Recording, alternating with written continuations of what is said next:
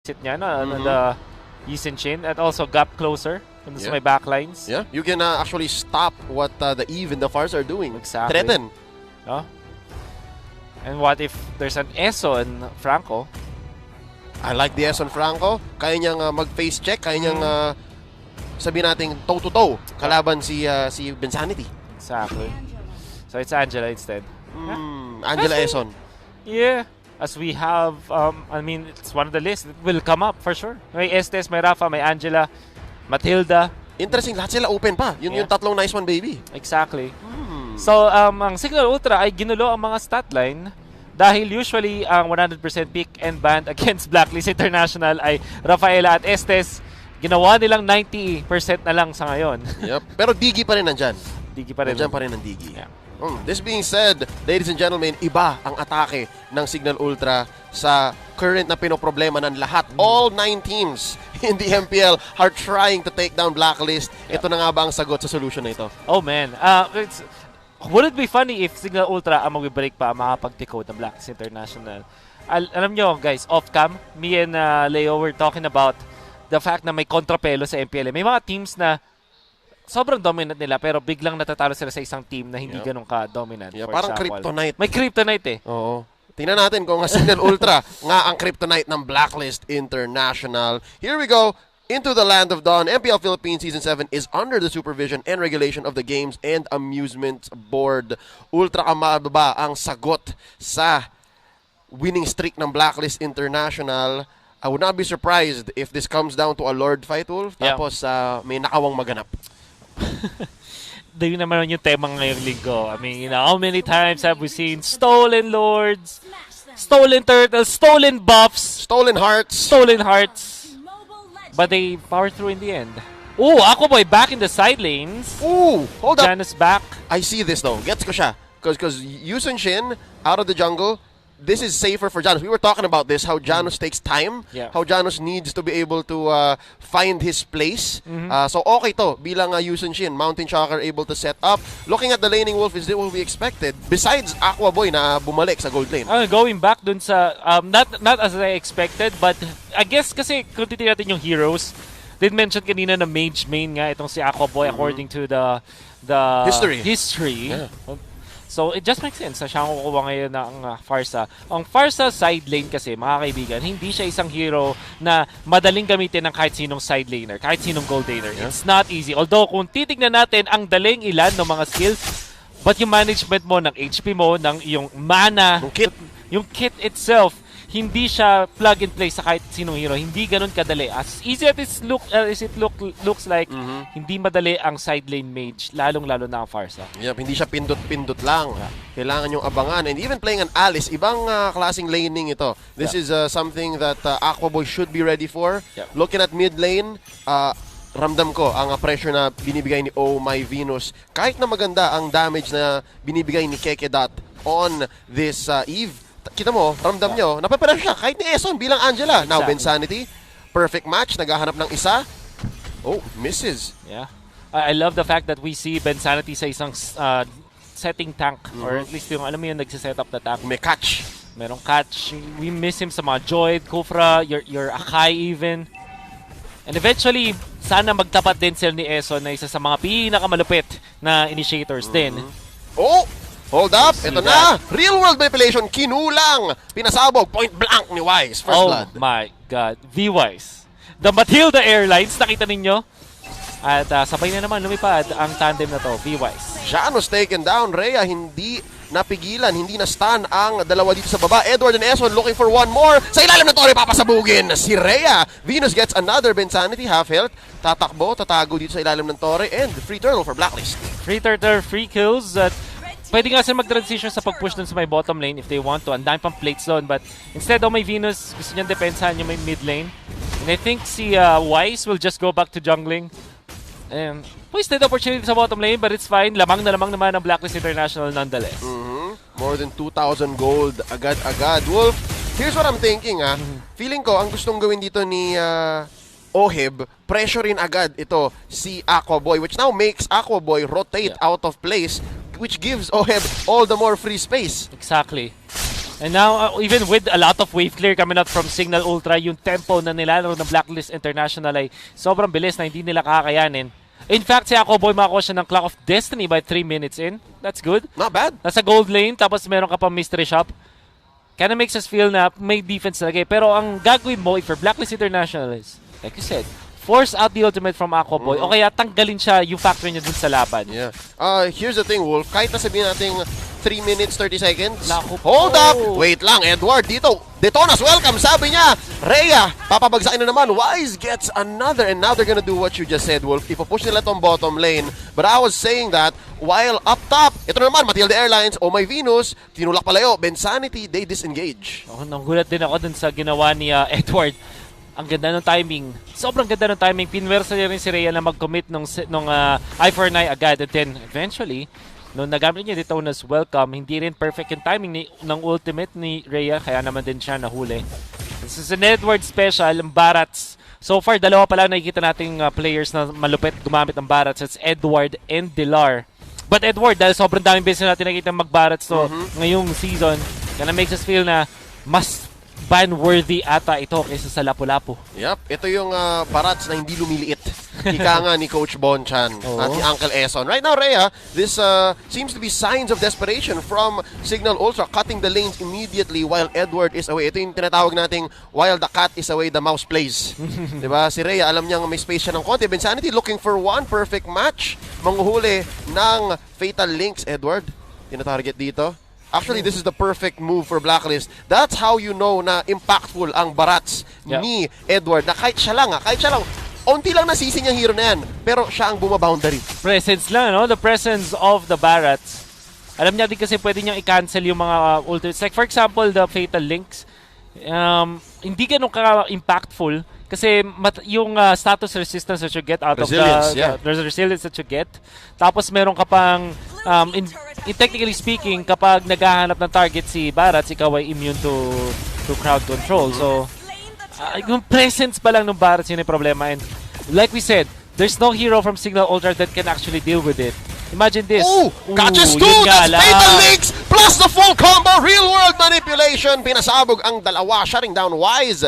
And Eson going down. Signal Ultra finds signs of life. Now Oheb, blood flow palayo. Wolf, Signal Ultra coming up with counter punches out of nowhere. That is what we needed from Signal Ultra. And that's what makes Bensanity really good tank. But buhay agad dito. Round 2, they're looking for another. Matilda Airlines starting up this fight. Bensanity mo ang babagsak na din. Oh My Venus laying down the wisps. Down goes the Atlas ngayon. Clear waves. Mountain Shocker maybe a second too late. May bawi agad. Sobrang bilis nung round number 2. Not from Blacklist International. Not even finishing our sentences. Nope. Hindi na tayo hinayaan. And then obviously, because of the Alice, kaso nga na nagkamali si Rhea ng napunta ang bush. Gets away. Benedetta special. Pero na-burn na. Sabi dito ng Blacklist, men, wala na Alecto, Final blow. And Edward now confident taking this orange buff. Wise the will choke. be the one to get it. Early choke here by Blacklist, cementing the lead. Binabaon na ng Blacklist ang signal sa utang. 4,000 gold ahead still, despite the turnaround. Kahit na sobrang liit ng kill numbers natin, Wolf, sa mapa natin makikita yan eh. 2 turrets to none. Top lane has been pushed so hard. Ibig sabihin si Oheb ay sobrang yaman na. Oheb's so farmed as of this moment. And pati na rin si Edward. Nakita ko naka Sky Guardian helmet na siya. To go with the cursed helmet, imagine this. 7 minutes in, ang bilis ng regen, wala kang wala kang big burst, wala kang Lunox, for example, Signal Ultra. I think gusto ko tapusin na sentence kanina eh. Pinik agad yung Eve Farsa without banning out the Barats. And sabi ng Blacklist International, Barats will not be killed through this. Wala eh. Hindi ka naman pwedeng mag-Lunox far sa side lanes. Hindi ka naman pwedeng mag-Eve tank, Lunox tank, or whatever. There's no space for a hero na merong HP-based damage at burst potential. At the same time. At the same time. Apart from Lunox, for example, siguro kung nag-Roger ang Signal Ultra, may chance, but really, walang pwedeng pumatay kay Edward at this point. I will not be surprised if 0 deaths si Edward sa ngayon. Yep, let's see. This is gonna be the last turtle of the game coming up. Nakuha agad ni Wise. And si Edward ang sasapian dito ni Eson. Taking down Janus. Bensanity naman ang nangangani. Papasukin. Down he goes. Another one for Wise. Tutuloy nila ayaw ang mamatay, pagkuha. Kekedat. Oh, makakalayo pa ba? Oh my Venus, the dashes provided by the Matilda. Rhea trying to save the rest of Signal. Ngayon sa ilalim ng Torre. Naku, siya naman yata papabagsakin. Under the turret. Down goes. Kick it out from the back lines. Oheb coming up. And is this a delayed wipeout? Yes, it is. It was a delayed wipeout. Sabi ng Blacklist, sumuko na kayo. Napapaligiran namin kayo. Nakita mo yun the collapse. And you know what's funny? Si Angela, si Eson, ang pinili niya of all heroes was the Barats. Wait lang, may isa pa daw, Wolf. Sabi ni Bensanity, hindi kami bibigay! Pero sabi ni Eson, tama na. Bensanity, tama na. 1v1. That was a shot call gone wrong. Oh my God. And na-burn na rin nila yung feathered airstrike for nothing. At least they still defend. Pero walang feathered airstrike, and Blacklist International will feel confident about this. Kanina, yung sinaniban ni Angela was the Barats, and it was so funny. Worth it. Ang bagal maglakad ni Barats, pero malalaki yung steps. Ay, so technically speaking, mabilis pa rin. Makakarating pa rin. Tapos, imagine mo, sinabi na natin na hindi siya mapapatay. Tapos may Angela pang kasama. What you gonna do now if you're Signal Ultra? Yep. Ito yung sinusuntok mo yung pader. Oo. Masakit. My goodness. It's gonna be difficult as of this moment. Yep. And honestly, I'm gonna do 50 push-ups kapag namatay si Edward dito sa game na to. And you know what? Now picking up the brute force breastplate, I love the interaction between bago pa ayan, sabi niya, diba? Sabi mo, bagal eh. Ayan, brute force breastplate. Move speed. Now, continuing the choke here, ladies and gentlemen, now at about what? 9,000 gold lead. Did you see that? Hinatak ni Matilda, nag-Matilda Airlines sa isang Barats.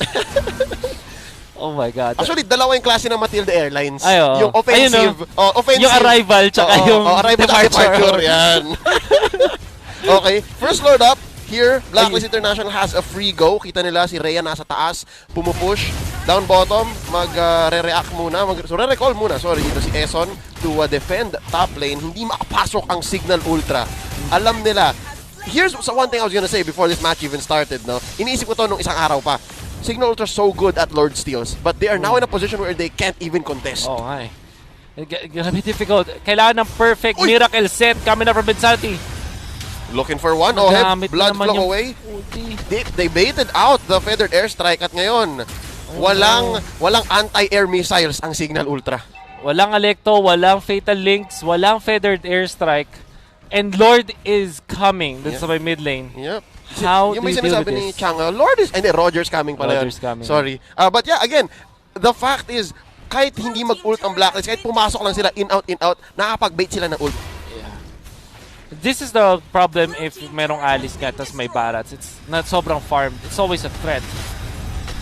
And right now, they're going for the siege. Into the back lines. Oheb goes.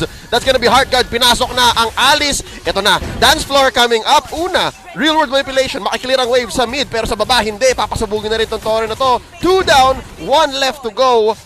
Blacklist International. Malinis ang pagbasag ng mga Torre.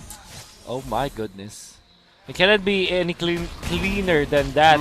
Dito sa bush na malapit sa purple buff din sa may right side, naghanda ng death brush ang Signal Ultra. And guess what? Oheb was prepared for that. Yep. At na-force yung ultimate, na-force Fatal Links, feathered airstrike. Walang nakuwang kill yung Signal Ultra afterwards. At that point, Wolf, I think it's all about wave clear. Yeah. I think it's good that walang namatay din sa kanila doon sa defense na yun. Yeah. That's step one, I think. Step one in the road to recovery. Pero ano pang kailangan nila? Again, if you're losing, it's a 5 to 6 step process. If you're winning, 1 to 2 lang. Diba? 1 to 2. Just check bushes, continue your assault, choke the opponent. Pero ito, for Signal Ultra, nahirapan sila eh. All ults up. That's gonna be the Sonata. Buy wise. Maglilinis na ng wave. And kung continue nila ang pressure sa mid, naghahanap sila, walang wave sa taas. Edward's gonna back up a punch. Meron na siyang Demon Hunter sword, man. Oh. Look at this. Tingnan na, abangan nyo yung damage siya kay Bensanity. It's gonna be threatening. Kakain na isa. Welcome. Sabi ni Titona, kay Bensanity, pinasabog lang din. Tignan mo yung tapak niya. Sobrang sakit. Bonk. Oh my God. Bonk. Top lane turret dito. Papabagsakin na rin ng Blacklist. Bagbag. Oh my God. Demolition crew in the building. Ladies and gentlemen, Signal Ultra getting a taste of their own medicine. Nung isang araw, nag-siege ball sila eh. Yung Wrecking Ball. Yung Wrecking Ball lineup na may Bruno and Popolin Kupa. But this with time... With Zask. Yep, this time around, Blacklist International naman. At ang kanilang mason ay si Edward. Edward The Mason, the Sledgehammer. The Demolition Man. The Demolition Man. Kung meron kayong gustong basagin, tawagin nyo lang si Edward sa number na to. At pupunta siya. 1-800 Blacklist. 1-800 Blacklist. Hanapin nyo si Edward kung meron kayong gustong ipabasag. Ito yung nakikita nyo sa mga poste. Yan sa poste. Pabagbag. Call Edward. Tubero, Edward. Siguro ganun din. Nakikita natin camera from Edward. Sabihin na natin yung talagang may centerpiece ng side ng Blacklist International was the VY tandem, tapos kasama si Eson, na doon umikot yung kanilang composition. Pero kung kailangan nilang role players, kung kailangan nyo ng taga-kuha ng lapu-lapu, ng pakito, for certain roles, at kailangan nyo this time Sledgehammer, Mason, katulad ng isang Barats, tawagin nyo si Edward. So siya siguro si kakaiba parang ang dami niyang roles ano siya, si Handyman. Si Handyman, Ang dami niyang kayang gawin sa bahay. And right now, Signal Ultra, yung bahay nila, kunti-kunting nababagbag. This is a renovation. Renovation by interior renovation. Kumbaga may dance floor, sabi ni Edward, bawal na po yan, sir. Bawal na po tayo mag-party-party ngayon. Sige, basagin na lang natin. Social distancing. Social distancing. Diba? Gawin na lang po natin community park. Community park, pwede na hiwa-hiwala yung benches. My goodness, I can't believe this is such a crucial pick. Kaya din naman na-mention natin na noon sa draft, Barats will be a big threat. Yeah. Instead, they ban Lapu-Lapu and Pakito. Like we said, overcommitment talaga. Yeah. Kind of blindsided by the stats. Exactly. And here, this is a lesson learned for all the teams in MPL that Edward on the Barats, napaka-ganda ring pick in the right context. Here we go. See? This is just... Okay, thank you. Muntik na. Nakuha si Janus ng orange buff out of nowhere. Thanks. I think Edward was expecting na kanya yun. Nagpapastack yata din siya. Big guy. Nagpapastacks ng kanyang passive. Here comes the big guy. Kaya hindi niya muna pinatay agad. Sa common trick ng mga nagsastack ayun na nabit si Edward. Naghaharap ng isa. Oheb. Here we go. Ba-blood flow yan palo. Pinasukan na siya. Heart guard by Eson. Cleaner lang ang wave. So I think this is enough. 2 ults for 1. Yeah, why or not? However, Blacklist International knowing na, walang Fatal X, walang far sa Feathered Airstrike, 3 Lord na naman tayo. Wala ring Mountain Shocker. Yeah, Mountain Shocker is used early. Sobrang bilis ng pag-take nila nung Lord. 14 minutes pa lang din naman kasi. Here we go, Matilda Airlines! Kapitan Venus calling at your service now. Mountain Shocker, palayo. Nice disengage. I think that's a good trade. Again, Mountain Shocker for a single Circling Eagle. Yeah, flight attendant na, piloto pa. And si OY Venus. At your service. At your service. For your pleasure. And now Edward. Ito na. Chicken or beef? Oh my God. Uy, that's Sonata agad. Opening salvo. Here we go. Feathered Airstrike in by Aqua Boy. Pero kukulangin. Papasukin sa likod. Oheb takes down Janus. A triple. Kasama na rin si Keke. That's gonna be a wipeout, including the base. Yeah. Okay? Si Aqua Boy, sabi niya yung base lang po. That's gonna be 1 for Blacklist International, this winning moment. Brought to you by Oppo A94. Experience gaming at full speed with Oppo A94. Get yours now for only 13,999 pesos in the blink of an eye. Wolf, tinapos. Hindi ko nga na-call Sobrang bilis. As in, base lang, diretso, sabi ng Blacklist. Like you see, Oheb really confident. Meron siyang Angela na kasama. Nagpunta sa may backlines. Kasi alam nila, we mentioned in the draft, kinuha nila yung Alice agad para meron kung sakaling mag-Eve or mag-Farsa, pero together, Farsa and Eve, para din ma-counter agad nila onto the backlines. And then eventually, si Greater was just dealing damage kahit walang Death Sonata kasi yun yung opening salvo niya. Yep. And then of course, we can see na with the snowball of Blacklist International, nakuha agad nila yun. And like I said, mukhang hindi tayo mag-50 push-ups dahil hindi namatay si Barats. Yep. Ladies and gentlemen, that was a clean execution by Blacklist International. Tingnan natin kung may clutch pa dito na natitira sa makina ng Signal Ultra. Kalmado pa rin ba? We're gonna throw it over to Midnight to break down Game 1. Wow, a dominant performance that you would expect from Blacklist International. The undefeated boys showed Signal Ultra how it's done. Welcome back to the Analyst Stand. My name is Midnight and breakdown natin kung paano demolish ng Blacklist International yung draft against Signal Ultra and even the gameplay. Tignan muna natin ang ating post-game stats hatid sa atin ng Smart, the official tournament telco partner of MPL. free to game great with smart free games for all. First of all, the big problem on the side of Signal Ultra is that they're playing Eve into an Alice. And knowingly, pinik nila to against Blacklist International, which sets up a kind of a disaster early game for Signal Ultra kasi hindi rin sila makalaban dahil ang dali pasukin ng lineup nila with the Alice. One big problem then is binigay nila yung Mathilda sa side ng Blacklist International. Now, this provides early game aggression, early game poke damage, and early game sustain. So si Wise, again, free farm na naman buong early game. There were 2 kills na nakuha ng Signal Ultra and that was the setup of the Atlas and the Eve. Ito naman yung kinaganda sa lineup ng Signal Ultra. They're really good at team fighting. Pero Blacklist International, hindi nila inalaw yon. They set up with a Barats that completely negates the idea of how Signal Ultra wants to play. Kasi ang gagawin lang nila, mag-e-establish sila in a position na hindi pwedeng pasukin ng Signal Ultra. And kahit pa sabihin natin may mga long-range nukes ang Signal Ultra, is hindi naman nila kaya abutin yung Blacklist International kasi mas mataas din ang chase potential ng Blacklist. So yan yung nangyari sa game natin kanina. Actually, mamaya makikita natin yung mga moments ng Blacklist International. Pero bago lahat, check muna natin yung ating live watching reward. So scan nyo yung QR code natin, itong code na nakikita nyo sa baba, or punta kayo dito sa website ito and fill upan nyo yung form for you to get a chance to win an in-game reward na skin worth of 599 diamonds. Now, yung mga entries na tatanggapin natin will be the first 30,000. So, kung gusto nyo, maaga pa naman ngayon, mag-register na kayo, mag-fill up na kayo ng forms, kanyo na yung QR code and magmadali na kayo, di ba? Nanonood na kayo ng mga malulupit na games, mananalo pa kayo ng in-game rewards. Now, let's move on to the game highlights brought to us by Smart, the official tournament telco partner of MPL. Free to game great with Smart, free games for all. Again, Blacklist International, sila yung lamang sa early game. Nasa kanila yung poke damage and nasa kanila din yung early game control. Kasi yung sustain, wala rin naman si Signal Ultra and nakapag-free farm lang si Granger. Actually, nakakakuha pa nga sila ng resources sa side ng Signal Ultra. Now, what this Barats does against Signal Ultra is that it puts a pressure on the map of Signal Ultra na kailangan nilang i-address. So meaning, magko-commit sila ng mga heroes towards there while really taking objectives lang yung Granger natin sa side ng Blacklist. So paulit-ulit lang gagawin ng Blacklist International to against Signal Ultra kasi alam nila hindi pwede magkaroon ng momentum yung Signal Ultra kasi meron naman sila mga timings. May ultimate from the Atlas, may ultimate from the Farsa, and may ultimate din from the Eve. So as much as possible, you'd want to be the one setting up team fights here for Blacklist International. Pero Ben Sanity found a good opening. No? Nakakita siya ng opportunity in the mid lane. Napakaganda actually ng pagpasok niya doon sa aggressive bush na yun. And they were able to take the 2 kills that they have till the late game. Pero ito, makikita natin, no, Blacklist International, alam nila kung paano sila magse-setup.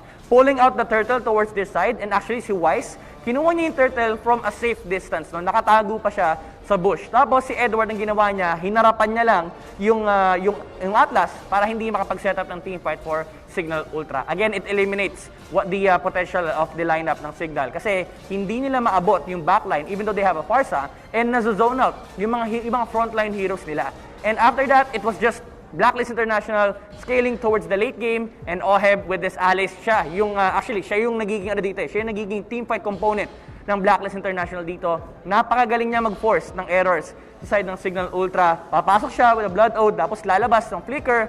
Then, after that, hindi na makapwesto ang Signal Ultra. Now, the MVP of that game brought to us by Smart, the official tournament telco partner of MPL. Break through your own limits, rise above, and be free to game great with free games for all. Oh my Venus on this Matilda, KDA of 2-0-10, no deaths at all. Siya yung nag-provide ng sustain at ng early aggression na nag-snowball para sa momentum ng Blacklist International. Kill participation of 80%.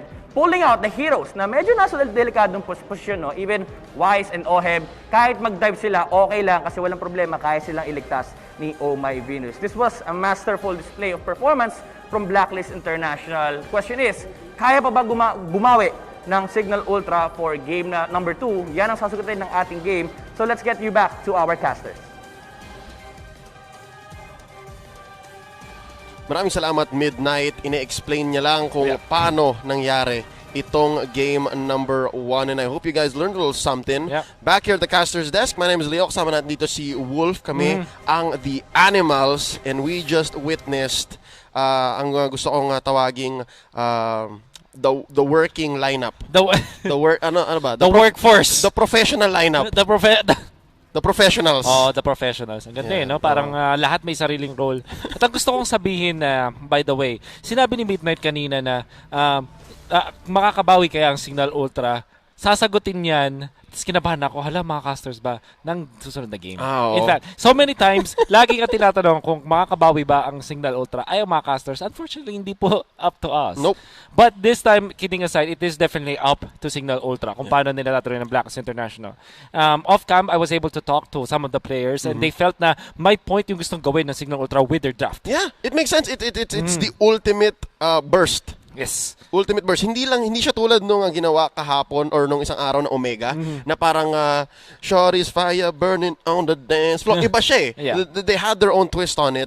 It's just they forgot a few parts of the equation to cover up. I feel na naging question mark lang doon is what if binigay na lang nila yung Pakito or yung Lapu-Lapu or yung instead of Harith the Vibes. even.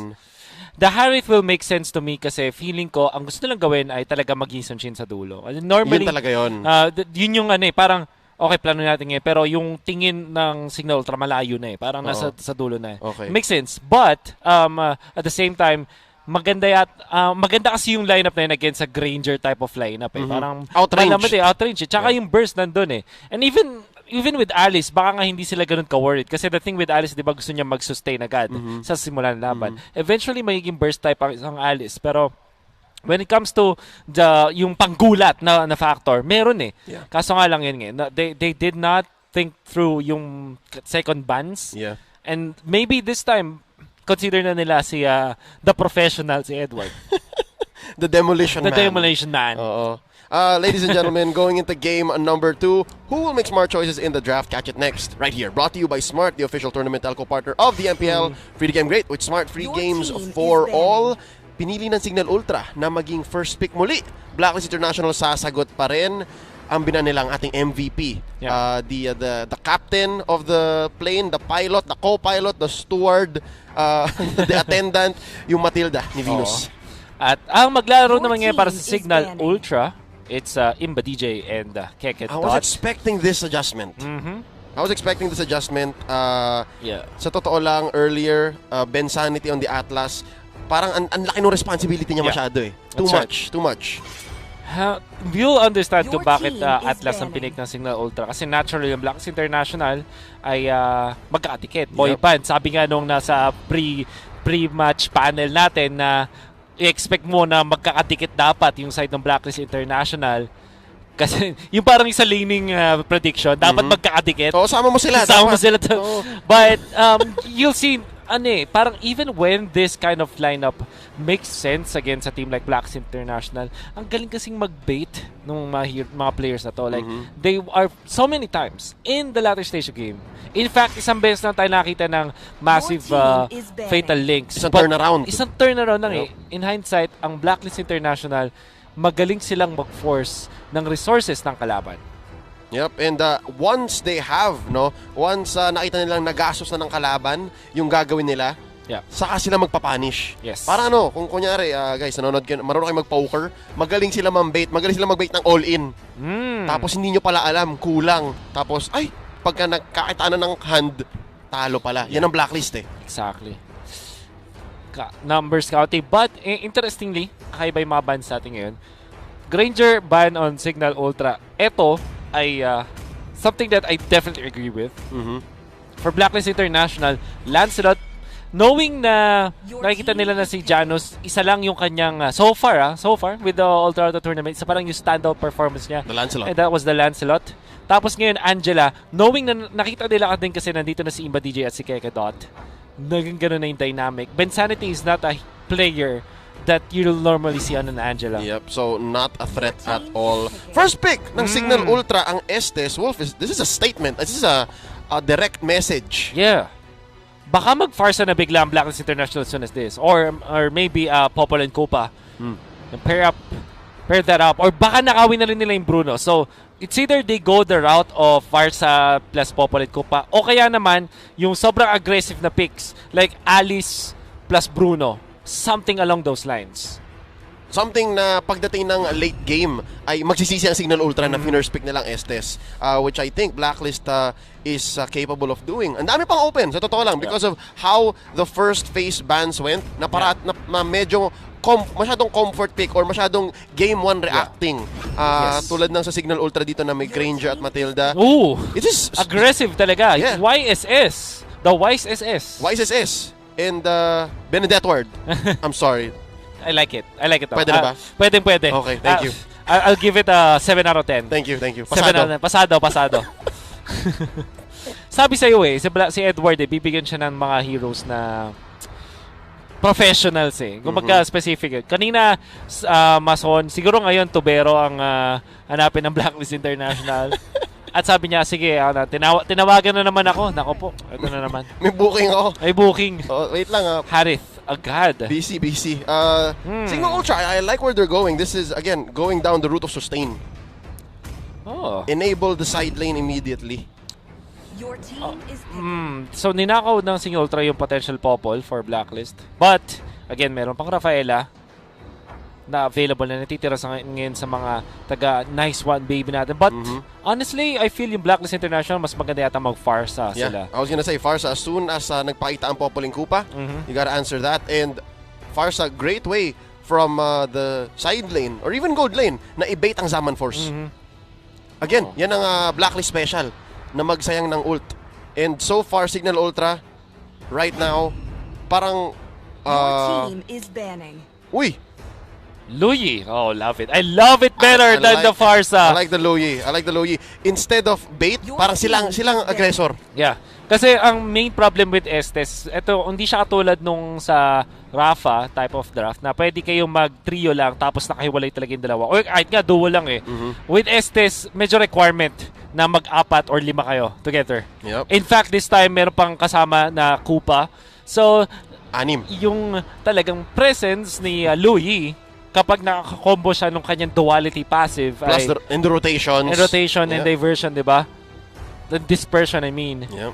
Napakalakas bigla ng impact. Value agad para sa Luyi. Early game. You need what? 1 item para sumakit siya talaga ng todo. Going into the second phase of banning, Blacklist International banning out the Uranus from the side lane kay Rhea, and Signal Ultra takes out the Hayabusa. On screen nakita natin dito si Coach Yeb using his hands very visually. Ina-explain niya, ito kasi yan.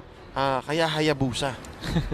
Kaya Hayabusa, ito. Ganito kasi mangyayari sa atin. But Hayabusa is a valid ban kapag gusto mong mag-focus sa yung Harith. So, that's a valid ban coming out from Signal Ultra. I'm looking at their heroes. Unfortunately, gusto ko sana makita sa kanila yung Estes, Bruno, plus the Popol. Tapos bigla nilang izazask katulad nung kanilang ginawa laban sa Mpl-Ph sa Wrecking Ball lineup. At binan! They knew it! Okay. Pinanood ng Blacklist. Pinanood. Nag-homework si Coach Bon. Okay. Funny kasi na-bring up natin right at the moment. Right there, diba? Speak of the devil. Pero, pwede pa I think you can still substitute the Zask, tas Bruno pa rin naman. Yeah. Now, Blacklist International, kailangan na lang nila dito is sa side lane. In fact, baka nga sila yung mag-Farsa on the, para kay Oheb. And then Edward Benedetta. And then, medyo traditional tack para kay Eson. I'm actually considering yung Franco para kay Eson. Alice. I'll agree, pero maganda rin kasi yung kung ma-dodge ni Eson yung aso. Pero okay na din okay na din kung ma-burst mo yung aso, Popoling Kupa was relatively useless. Yeah. So that's one way to look at it. Si save nila, last pick dito para kay Uncle Eson. Oh, by the way, Jawhead is available. Kaso parang ang Blacklist International baka hindi na consider yun with the presence of the Popoling Kupa. Yep. But there's so many heroes na pwedeng gamitin ngayon. Yeah. Daming open, even Pakito. Baka nga pwede nga rin mag-Pakito tank. Paki-tank. The Paki-tank. Signal Ultra though, if this is indeed their strategy, yung tinatawag nating wrecking ball, nag-iisip sila ng substitute. Ayan, iniisip ni Coach Yeb, ano ba kung di Zask? Janus kung hindi ka mag-Zask, Bruno back siya maybe. Your team is picking. Bruno Yuzhong. Nagbabalik sa metagame, Yuzhong. I wanna say, in this particular draft, pwede. Yuzhong, kaya niyang mamain. Ito si Benedetta. But that was a patch ago. Ngayon kasi mas mahina na siya. At the same time, maganda siya laban sa Eason Chin. So, instead of the Franco, Atlas ang pinili niya ng Blacklist International. Interesting, given the fact that Estes has to be around. Exactly. So, ito ang counterplay ng Blacklist International. I like it. Signal Ultra, sila ang naging initiator, aggressor. Sabi nila, ito strategy namin. Sagutin ninyo. And Blacklist International, hands up. Ang ganda ng Atlas, sobra. Yep, sana makakita tayo ng 6-man Fatal Links. Kasama na si Koopa. Well, it's possible, but the thing is, I think Signal Ultra will not allow that dahil si Rhea gusto niya din mag-dive sa backlines. Yeah. Talagang pipigilan niya ng Blacklist. But given that there is a diversion from Oh My Venus, parang possible eh. Yeah. 5-man minimum, 5-man. Yeah.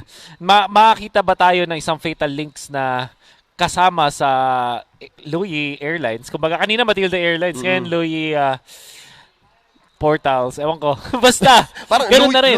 Louis Delivery System. Delivery. Kumbaga, Louis Express. Louis Express.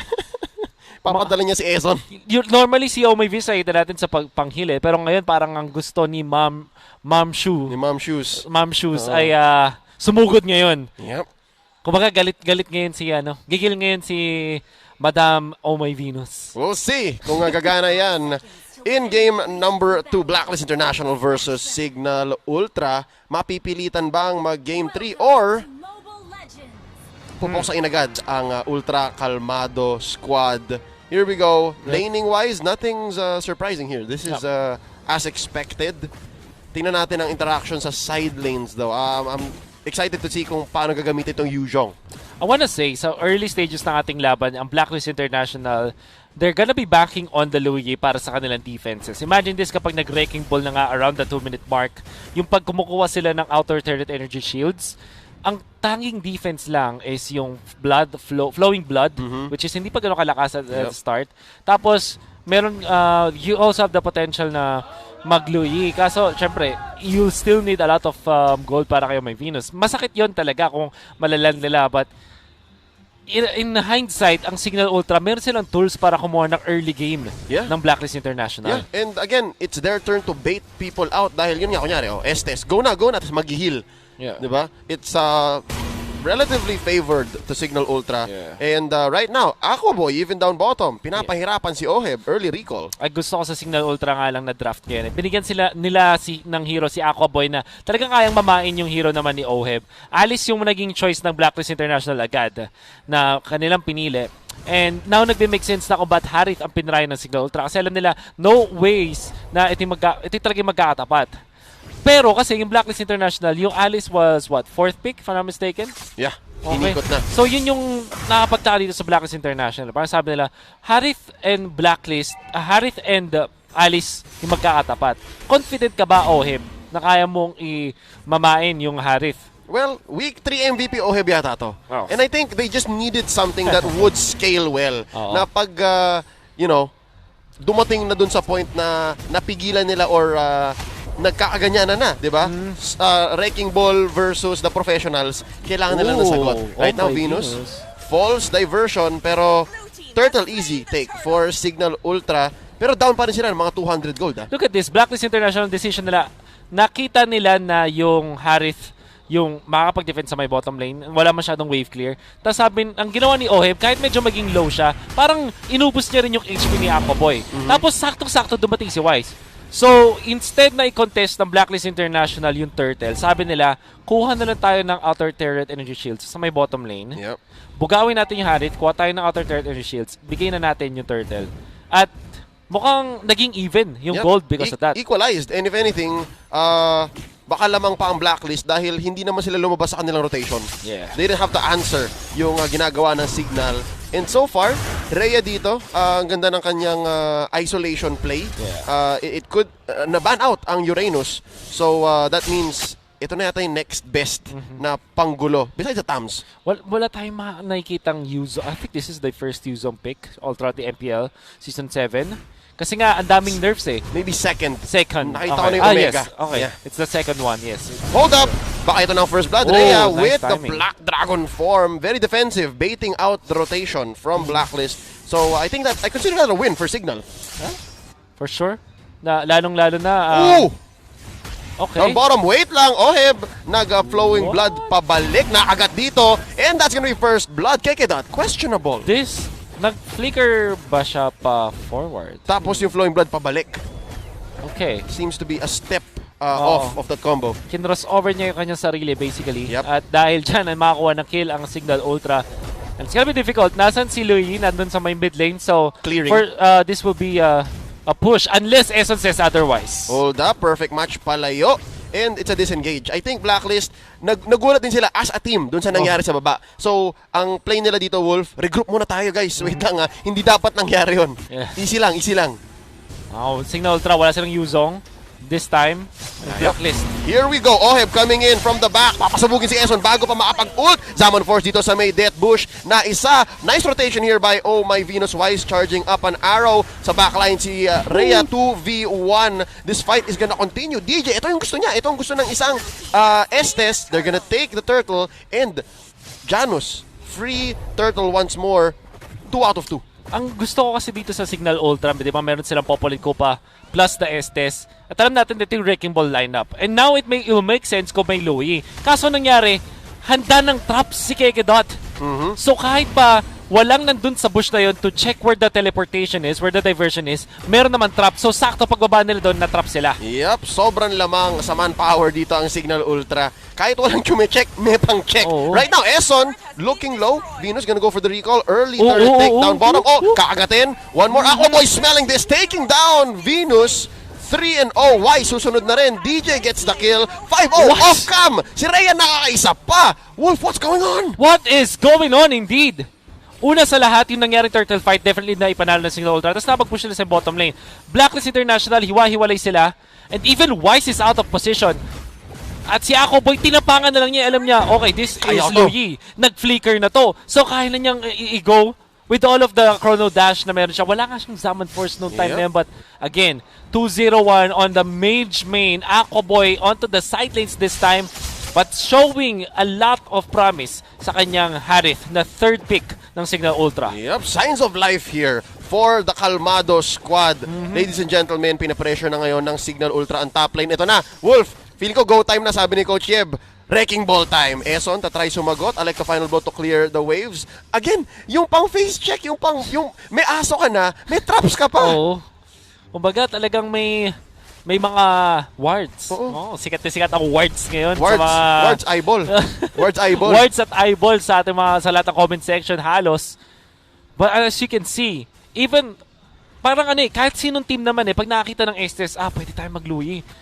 Pero yung naging counter ng Signal Ultra or at least yung parang proactive nila na nasagot, meron kang agad Popolin Kupa. No surprises. Yes. Ayaw na Signal na surprises. 100% turtle take dito para sa Signal Ultra. Oh, look at that. Oops! Aquaboy, mahuhuli dito mag-isa. Purify lang. Na-purify pero may damage dito. I think Wise. Ooh! Once bitten, twice shy. Dito ang core ng Blacklist International. May sagot naman. Pabalik. Imba DJ and Kekedot. Kakagatin si Eson. Perfect match. Palayo. May tore pa. And that's going to be disengaged. Pero Janus sa likod. Wait lang. Oh my God! Going in. Forward dash. Janus gonna target one. Taking down Wise. Isa pa. Double kill para sa Bruno. Ni Janus. Wrecking ball on line. Trading turrets up top. Wolf, Signal Ultra. This is the way that they wanna go. Kumbaga, nag-tag team. Parang tag team yung ginawa ng Signal Ultra. Pero tatlo sila. Palitan Parang Royal Rumble in a way. Hindi lang tag team, Royal Rumble. Royal Rumble parang tumatakbo yung Black. Ang daming sinugod nila si Aquaboy. Sabi na Aquaboy, mga tropa, mga kuya, tulungan nyo ako, please. Tag in, pak! Nabuhay siya, pinasa niya doon kay Kekedot tsaka kay Imba DJ. At ang tumapos si Janus. Sabi ni Janus, pre, tabi mo ako na. Ano siya? Alley-oop sa tatlo. Tapos dinunk ni Janus. My God. Showtime! Pang All-Star Weekend to. Ladies and gentlemen, nasa group stage pa lang tayo pero pang playoffs ang mga rotation ng Signal Ultra. This is great. I mean, their score is something that they need to work on. Pero kung ganitong klaseng rotation ang nagaganap, game in, game out, even a team like Blacklist International should be worried. Imba DJ, You know what's funny? Kala ko may fight eh. Wait lang. Parang meron eh. Essen misses that with a dash from Janus. Out of range lang. Sakto-sakto! Oh! Nice rotation set in by Venus pero hindi sila maka-engage. Hindi sila maka-go dahil may traps si Torre. Kita mo yung sabi dito ng Signal Ultra. Ganito yung ginagawa nyo sa ibang teams ha. Papatikim lang namin sa'yo. If you'll cover the names, pati yung teams, isipin mo na yung nasa blue side. Blacklist draft yun eh. Yup. And yung galawan blacklist. Galaw eh. Pati yung pagbebait. Ladies and gentlemen, Signal Ultra, ang enigma ng Mpl-Philippines. Ay, yun lang. Ay, nako. Dito mama. Sayang. Last turtle sana naging Lord pa. Again, I was saying, Signal Ultra, ang enigma ng... Morphe? Basta para silang The mystery. Para silang mirror na pwede. kukunin nila yung strategy nyo tapos gagawa nila ng sariling twist. And it's working so far. Early Lord take parang here glue. By Signal. Oh. Parang yung glue na bagong hero. Parang si glue. Feeling ko sila gagamit ng glue eh. Okay. They're taking this. So sa game 1, sabi nila, try nga natin yung Omega Draft. Game number 2, sabi nila, try natin yung Blacklist kind of draft. Yeah. Pati yung order of picks now, it makes a lot of sense. And Wolf, since naban yung Zask, hindi na nila strategy. Nagbago talaga. My God. And it's working to their favor. It's definitely working. Even yung Yuzong pick, ito yung ginagamit na terms na tech pick, which means na hindi siya yung pinakamalakas na meta hero whatsoever, pero finufulfill niya yung role na hinahanap ng composition ninyo. Yep. Oheb, kakagatin dito ni Kekedat. It's what they needed. And right now, Edward gonna jump in. Papasabugin lang yung Torre. And yun yung pambait nila, Wolf. Yun yung pambait nila sa ult or sa engagement. Yung kapag hindi nyo may sinagot, papasabugin namin yung Torre. Aqua Boy, almost. Okay. Uy. Oh, pati Dancing with Fire, Aqua Boy. Living on the edge. Pero may Lord pa rin si Ultra. So this is just a level 1 Lord. Saktong-sakto din. 9-minute Lord. So hindi pa ganun kasakit. Binata pa lang si Lord. Hold up. That's gonna be Rhea in the backlines. Black Dragon form. Now, gonna be a half dragon coming down. Torre ang inatake. Nice use of the rotation. Pero si Eson mapapaback out na. Oheb goes down after the blood flow coming in. Torre ang papasabugin dito ng Signal Ultra. Mission accomplished, I think. Back out. Nakita niyo yung sinasabi nating role-playing. Or at least playing their own roles para sa Signal Ultra. Si Rhea, literally, ang kanyang trabaho, mang-zone out, manggulo sa may backlines. Yep. And even with the initiation of Eson, massive purifications lang coming out from Signal Ultra. Nakita niyo yung mga battle spells na meron ng Signal Ultra. Kapag hindi na nagagamit yung Fatal Links, alam natin na lalamang din talaga yung Signal Ultra lineup. At ang ginawa lang ni Janus mag-push, be mindful lang dun sa kanyang positioning. Make sure nga lang din na nandun si Imbadija in the vicinity. At dahil dun sa may bottom lane, medyo cramped up space yon, ang konti ng choices para sa side ng Blacklist International. Now, nakita natin yung duality passive na nagbe-make sense naman against the kumpul composition. Sumasakit eh. Kaso kulang yung healing ni Imba DJ dahil mas mataas yung farm ngayon ng Signal Ultra, mas potent sila. Yep, by about 8,000, 9,000. Yeah. So ngayon, ang tricky part nga lang sa Signal Ultra is kaya ba nilang tapusin to agad? Kasi as longer the game goes, makikita natin yung Alice magiging threat na pwede na siyang tumalon tapos mag-Winter Truncheon lang at kaya na niya mag-deal ng damage. Louis will be also very potent at eventually kapag na-force na yung mga purification, yung purify, hindi na magiging ganun ka-effective. Kasi ang gagawin nila, force si purify tapos ngayon makakapasok na si Eson. But let's not take out what Signal Ultra is doing. Ang ganda ng kanilang performance so far. And they are poised to actually win this game number 2. This is their game to lose. The scoreboard says exactly that, Wolf. 9,000 gold ahead, 8-0. Wala pang 12 minutes. Early Lord sa kanila. Yan na, Wolf. Nagawa na ni Oheb. Sabi niya, Wolf, narinig kita. Okay na, gagawin na natin. Pero kulang pa rin eh. Yeah. The damage is not there just yet. Yeah. All he has is the Clock of Destiny and the Calamity Reaper. I like the decision na nag-Calamity Reaper. Normally kasi diba, you will go for the Lightning Truncheon. But this time, alam niya, kailangan niya ng instant burst din talaga. With the basics also. The basics. Yep. At nag-Calamity Reaper siya. Eventually, siguro kuha din siya ng Lightning Truncheon or Holy Crystal. But at this point, ito yung kailangan nila as of this moment. Pero they're still down so much. Durance pa lang ang item ni Oh My Venus. Kaya hindi pa ganun ka-threatening yung diversion. Sorry, dispersion and the rotation. Yeah. Second item, Talisman. Yep, here we go. Mountain Shocker to try and spread out the damage. Edward, medyo mapapasama. Rhea sa likod. Check this out. A single Black Dragon form taking out Edward. And I think the target is still going to be that turret. Bibigay ni Rhea sarili niya. Pero mission accomplished pa rin. I think this is a great trade for Signal Ultra. Definitely great. Heroes respawn, turrets do not. Isulat natin. Sulat niyo na yan. Nakasulat yan. Nakasulat yan. Nakasaad. Nakasaad. Makita natin sa Blacklist International, kinailangan gamitin yung Fatal Links doon kay Rhea. Isa lang sa isa. Yeah. Oh, ako boy! Wait lang! That's gonna be Venus taken out by Kekedot. And once more, Janus taken out a turret. Back out na dito. Hold up, yung bola. Tinatamaan si Eson. Isang Atlas takot sa bola ni Janus. And right now, Kekedot biting one. Oheb. I think that's going to be Koopa surviving. He has to pray for the dog. Hold up! Zaman for sa ilalim! Janus finishing the job! And that's going to be one more Fatal Links. Tumama sa isa, I believe. That's gonna be out. Okay, shutdown on Janus. Gusto ko yung makita natin from Signal Ultra na sabay nilang inatake si Oheb. Sobrang sakto, pati yung animation ng kanilang mga projectile, yung atake ni Harith, pati yung synchrofusion, tapos yung bola ni Janus, sabay-sabay tumama kay Oheb, kaya wala siyang chance na mapop yung Winter Truncheon noong time na yun. Yep, and right now there goes another fight engagement by Blacklist. Alam nilang may Lord dito, alam nilang yun ang iniisip ng Signal Ultra. Wala si Janus. Rhea to the rescue as the backlines are attacked. Aquaboy taken out. Wise na buhay pa si Imba DJ, just baiting out the backlines for Blacklist International. Rhea looking at this fight, parang lamang pa nga siya, pero masasandwich siya dito ng apat. This is going to be a hard fight to win. Rhea still alive! What? Rhea still alive. Ngayon masastan si Eson, siya magiging target, taken down by Rhea. Stacks on that Festival of Blood. Now Oheb sabi niya, out na tayo guys, talo to, out na. And that's going to be a diversion set up. Palayo. And Venus still down! Zaman for spinning Diluo Yi. Now si Oheb at si Edward na lang ang natitira para mag-def. Andito na lahat ng miyembro ng Signal Ultra. They're smelling the victory. Edward getting blasted by Janus. They're gonna go for the base. Now, isa pa. They're trading out Rhea still.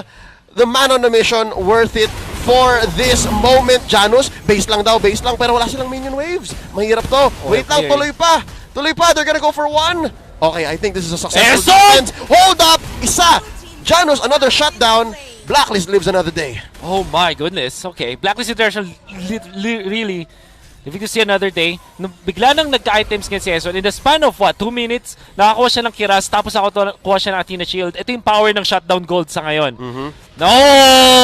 Yun na! Nako, the turnaround. Nice use of the diversion. Venus, pinapasok ang miyembro ng Blacklist. Aquaboy gonna get taken down. Kekedot na lang ang natitira. Gonna go for the response. And this is gonna result in a Blacklist Lord. What can Kekedot do? Galit na si Oh My Venus. The Louis Express. Kekedot, pag nakapag-steal pa siya ng Lord dito, ewan ko na lang. Oh, that's gonna be one for Wise. May bawi, Rhea looking for one. I think this is gonna be a shady engage. Medyo delikado to. Janus to the rescue. Kaya ba? Fatal Link sa isa. Si Rhea tatamaan. And that's gonna be out for Blacklist. Inasim. 15 minutes in, we were talking about the potential of Blacklist International to turn this around. At dahil din dun sa mga shutdown gold, nagiging problema. Now, I wanna go back. Medyo mahabang kwento ito. Sinabi natin na ang snowball potential ng Signal Ultra ay nandun. Kaya nilang end agad. And then we also said na yung Blacklist International, if they turn it around, pag nag-late game, masakit na rin yung lineup nila at kaya na rin dumepensa. And that is really nakita natin. In a span of what, 3 or 4 minutes, biglang nakakuha ng tigda 2 item yung mga members ng Blacklist International dahil sa shutdown gold. Nasa update to, most recent update, na mas madali nang mag-comeback kapag yung snowball ng kalaban ay napigilan ninyo. With all of the shutdown na ginawa ng Blacklist International, tigda 2 items yung nakuha nila, biglang naging Pasko para sa Blacklist International. Pasko sa Abril. Yan ang naging kwento ng comeback na ito. Tingnan natin kung matatapos na nga ba ng Blacklist International. Rhea going to the backline dito. Naghahanap ng inanakap, naghahanap ng target.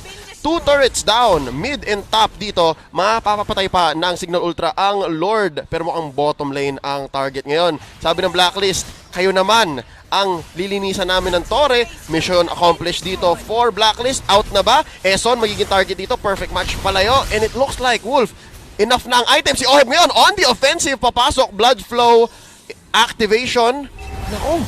it looks like this is the answer, Wolf. Mukhang base naman ng Signal Ultra ang tatargetin ng Blacklist. Pero out muna dahil nandito na lahat sila. Janus is finding it hard to find any targets. It's gonna be difficult as of this moment kasi yung ginawa ni Eson, pati nila Oheb. Actually, kahit si Edward, kumuha sila ng defensive items, massive Athena shields para masagot nila din yung damage output ni Aquaboy. Yeah. Although may true damage sources pa rin. At yung fact pa lang na yung ibang sources of damage ay napapahina nila, that's good already. Tapos nag-antikiras, eventually Dominance Eyes ang kakailanganin mo. Brute Force Breastplate. Now, may damage na rin si Oh My Venus. I saw the Divine Glaive picked up ng Oh My Venus. Yep. And I think si Wise may isang defensive item din. And Oheb is already a threat. May Holy Crystal, tapos meron na siyang Calamity Reaper. Yung mga minions, ang bilis mawala.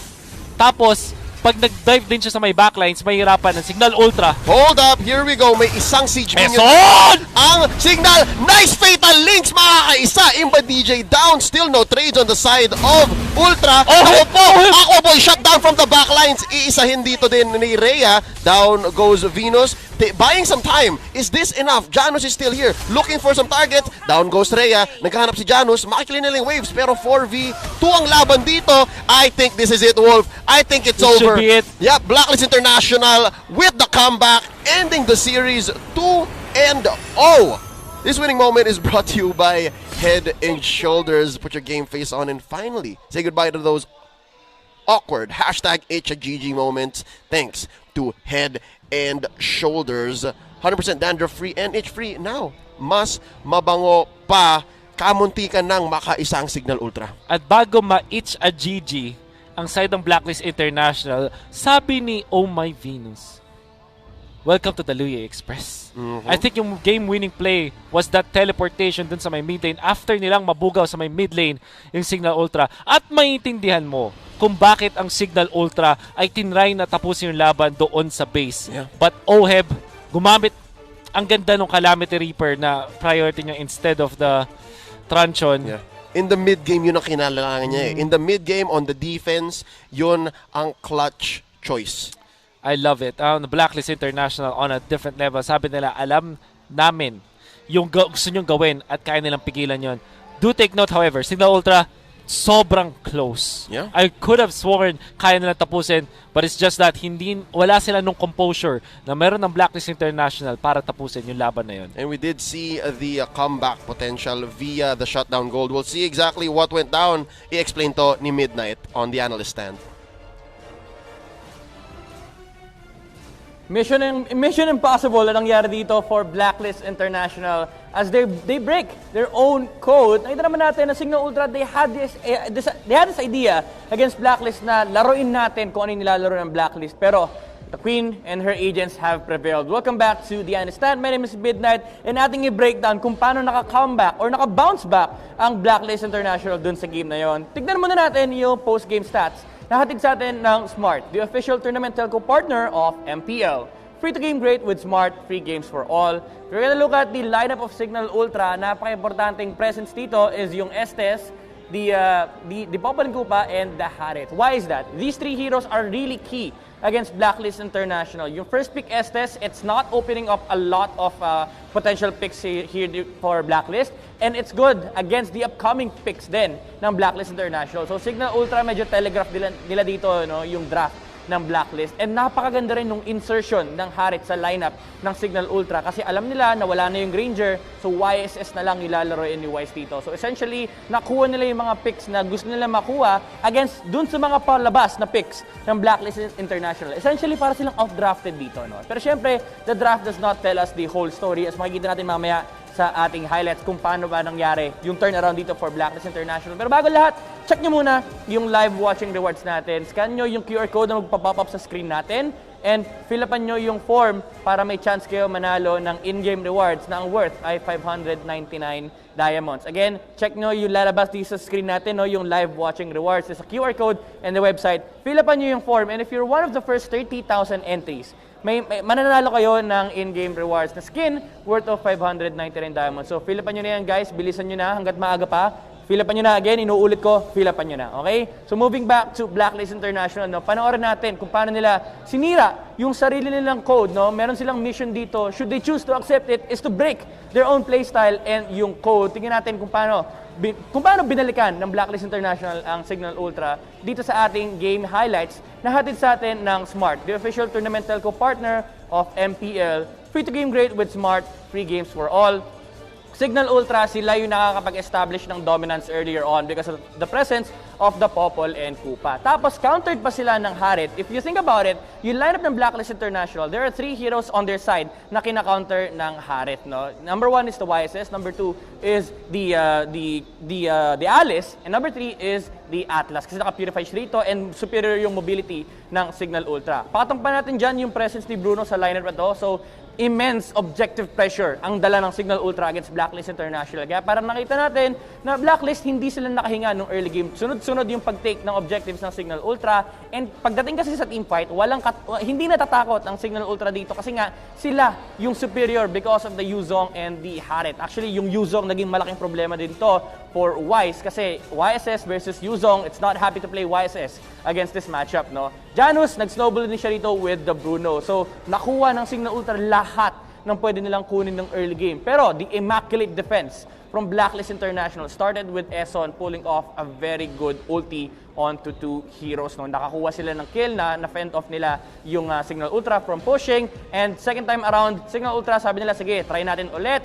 Makakakuha naman tayo ng pick-off, napatay natin si Luoyi. Pero the thing is, wala silang Zaman Force dito. No? So they can't really force the issue against Blacklist International. Oheb is just clearing the waves. Kahit namatay siya rito, wala siyang pakialam. As much as possible, take down all the minion waves na papasok sa base nila. And Signal Ultra, they try their best to finish the game. Problema is, it's really hard to finish the game without minions. Kasi nga, may defense yung base ng Blacklist International. Hindi mo ma-output yung damage output mo talaga. And then again, Eson started the fight with an incredible fatal links on to the Bruno. Kaya nahuli yun. And ito, sabi ni Venus, tara, labas tayo. Dito niya na minobilize yung kanyang mga agents na gulat.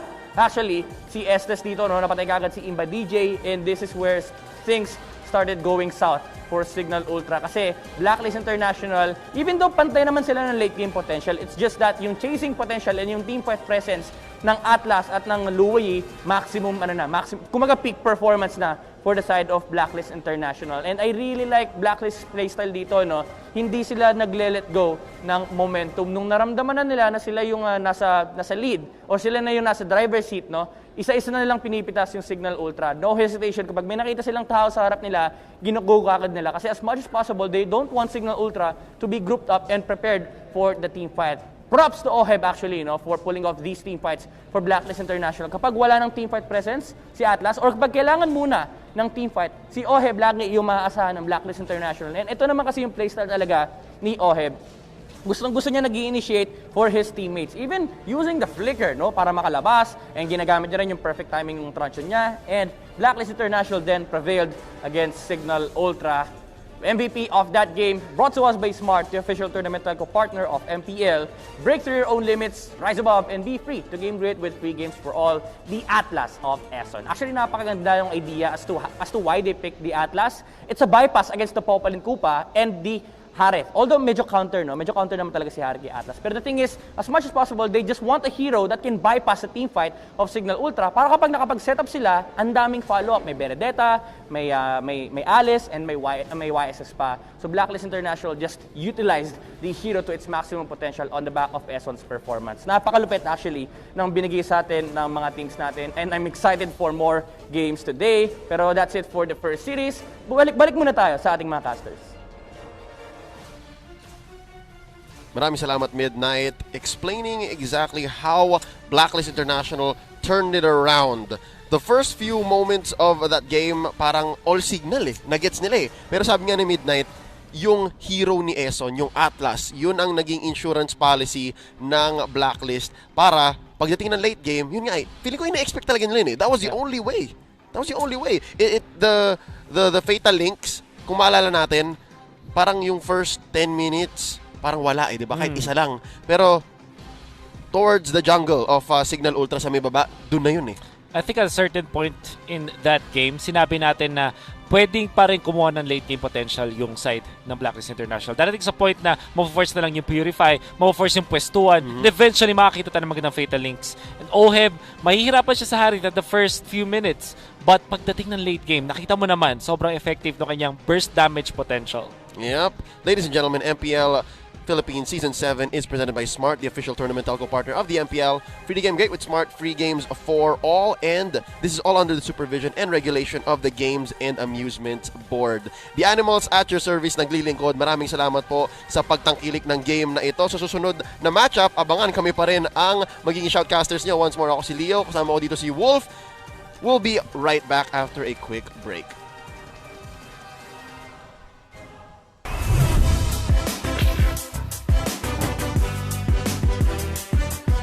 Hi, happy to be here.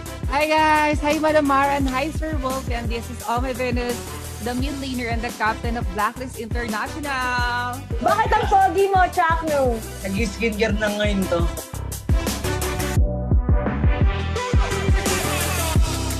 Bakit sila V-wise? Anong tungkol sa meta nila na talaga na-amaze ka? Sila nag-iba ng meta ng ranking. I mean, sa MPL mismo. Paano nga ba kayo mag-care for each other? Lalo na outside of the game. Normal lang, yung normal na kamustahan lang, yung how was your day? Miami! Oh no! Ano ang pinaka-bad habit ni Curtizy? Di siya naligo. Wow!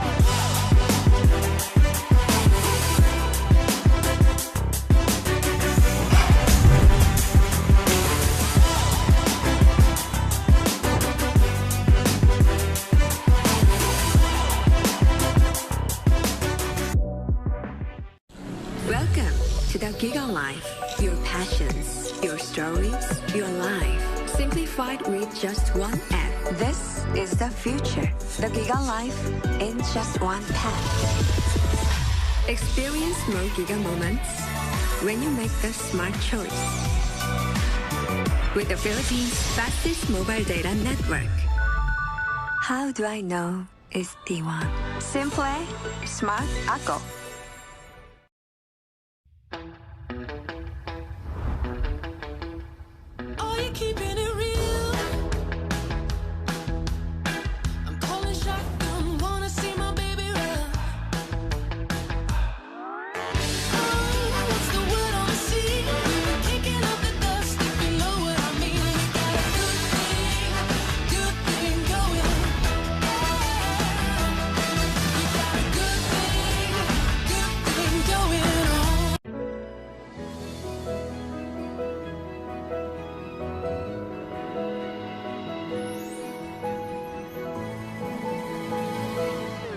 Moment na sana, pero hassle ang kati.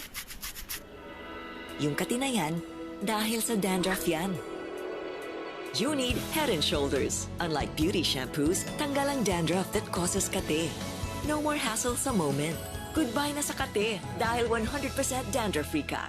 Sikreto ng mga gwapong Master Gamer? Para fresh all day, bring your clay game with Master. New Master All-in-One Clay Wash. Fights germs, controls oil up to 12 hours, and helps prevent pimples. New Master All-in-One Clay Wash. Sekreto ng mga gwapo.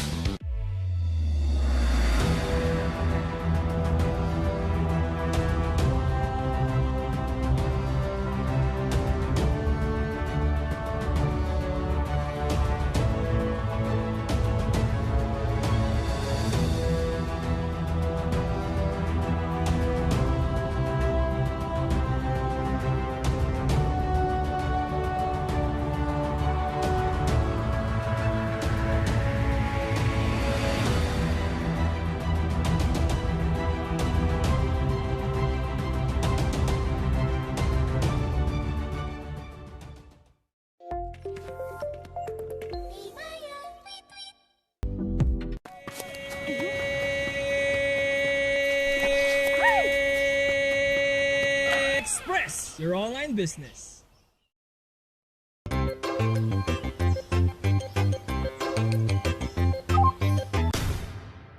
Express your online business.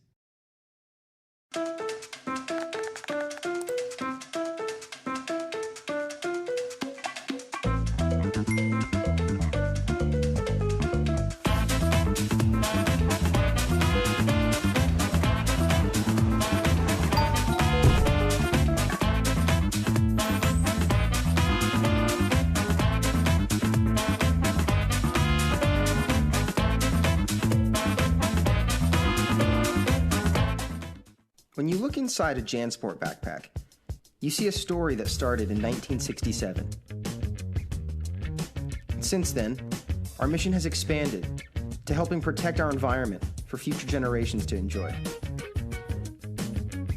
It's a work in progress, but just this season we've used the equivalent of 13 million bottles worth of recycled polyester in our most popular backpacks. When you look inside a JanSport pack, you see our commitment to this brilliant blue planet we call home. And we're just getting started.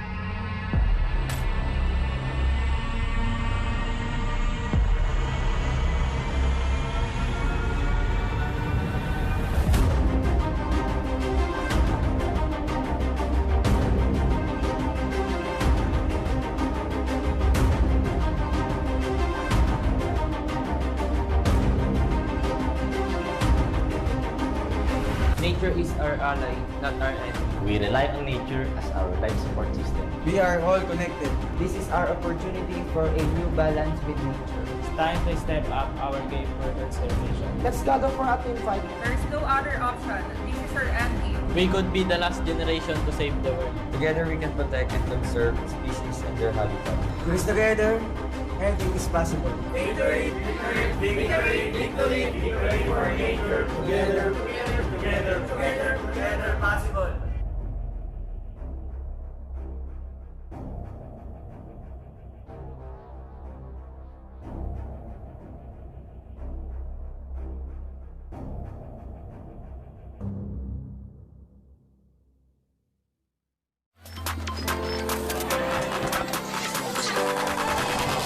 Came up from nothing. If it's fun out, you know I ain't stressing. I know you already know what it takes, so follow my lead, let's go. We can roll with the punches.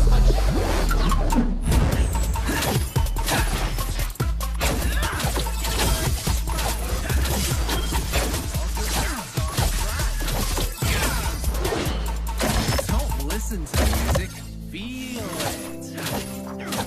It's born in sensibility.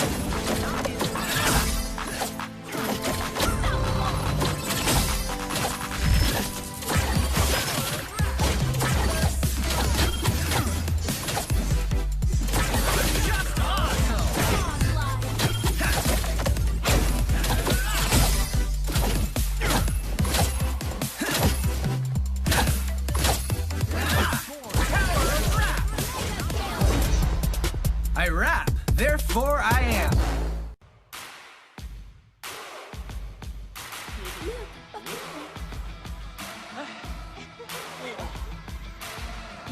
Everyone will be a legend.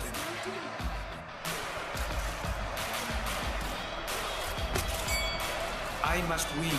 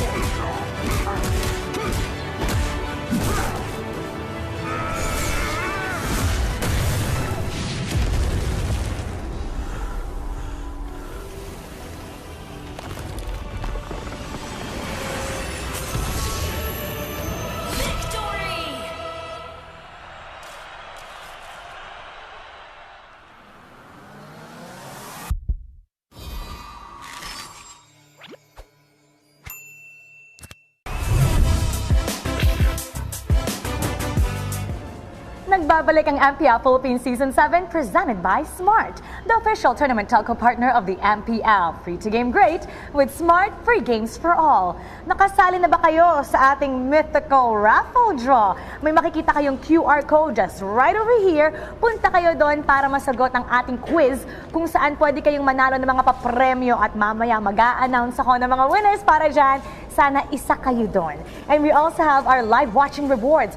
Just for watching, you get a reward. Regalo namin yan para sa ating mga loyal viewers. 30,000 per day makakakuha ng ating treasure chest. You see this code right here? Quickly scan it and fill out the form.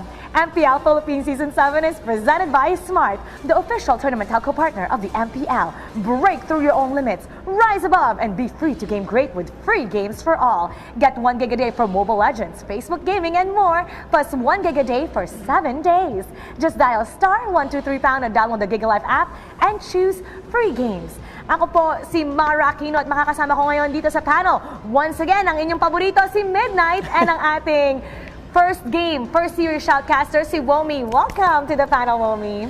Thank you for welcoming us. And Game 2 was the big bang of that first match. Grabe yung ginawa yung Blacklist doon. Hanggang ngayon medyo hinihingal pa rin ako. At syempre, mamaya makikita mulit natin si Midnight doon sa ating analyst stand. Ang unang laro natin, ang unang second series natin dito, we're about to start the first game with Bren and LPE. Etong Bren at LPE, sa Group A natin, meron silang 10 points ang Bren, currently at the number 3 spot. Etong LPE naman, currently at the number 5th spot. Recently, both teams suffered a loss, fresh from a loss kahapon lang. Pero ano nga ba ang pinagkaiba ng dalawang koponan, LPE at Bren Esports? Actually, I think it's fair to say na parehas pa nga sila ngayon. Kasi I think Bren Esports, you only have Flap na parang yung nagbabalik form. And it's the same with LPE. Parang si Ryota yung naging standout sa kanila. Although may lamang ng konti si LPE because of BMO. Yung pag-standout ni BMO for LPE, I think that's the advantage na meron yung LPE against Bren. Akin naman, feeling ko after that loss ng LPE kahapon, medyo kailangan nilang mag-mental reset sobra. Dahil napaka-dramatic ng entra ng NXP doon when NXP got Renegade back in Game 2. Tapos si Yawi just went into God mode. Grabe yung akay niya doon. And when you face a defeat like that, LPE really needs to just get their mentality up straight again. Especially they're facing the world champions right now. Yeah. Siguradong nag-reset na ang ating dalawang koponan at ito ang ating defending champs, Bren Esports.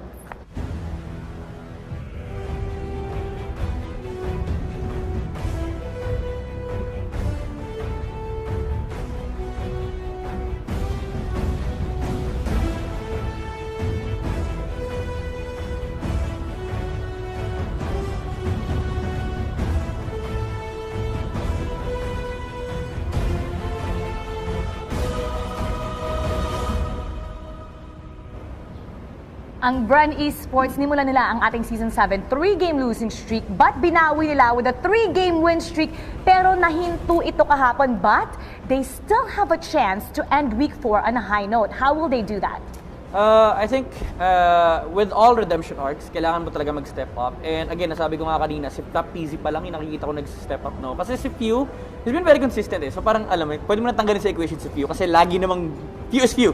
Okay? Pero with Rebo, Carl TZ, I think those two players needs to get back in shape. Kasi si Carl TZ, nakita natin yung Lancelot niya, di ba? Ang ganda naman ng performance, pero it's not the typical Carl TZ that we've been seeing. And for the longest time, ang problem ni Bren is medyo naiipit sila sa draft. So I think they should address that going against LPE kasi LPE is a very classic drafting team na alam nila kung paano laruin yung draft battle between two coaches. Yeah, in LPE, especially with the Benedetta on Ryota, nakita natin yun nung Game 1 kahapon. Napaka-effective ng LPE in trying to secure early heroes in the first rotation picks na makikita mo kung bakit talaga nila kinuha yun in the first rotation. And this is a key example on how you draft well. Sino nga ba ang maglalaro ngayong araw na to para sa Bren Esports? Nandyan si Lusty, Rebo, Carl TZ, Few, and Flat TZ.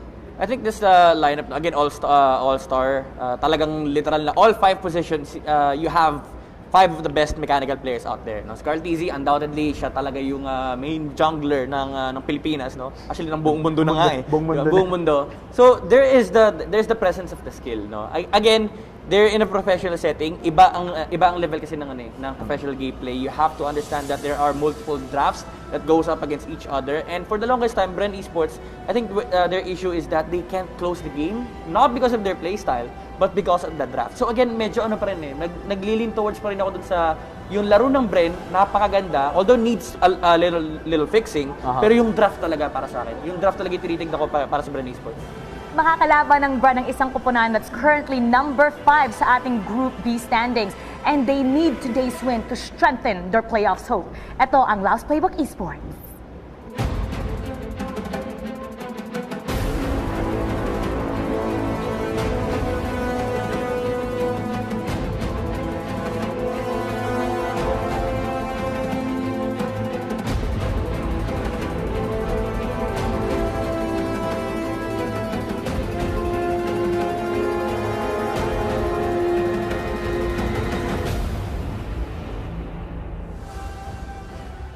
Currently, ang LPE, meron din silang 2 panalo ngayong Season 7.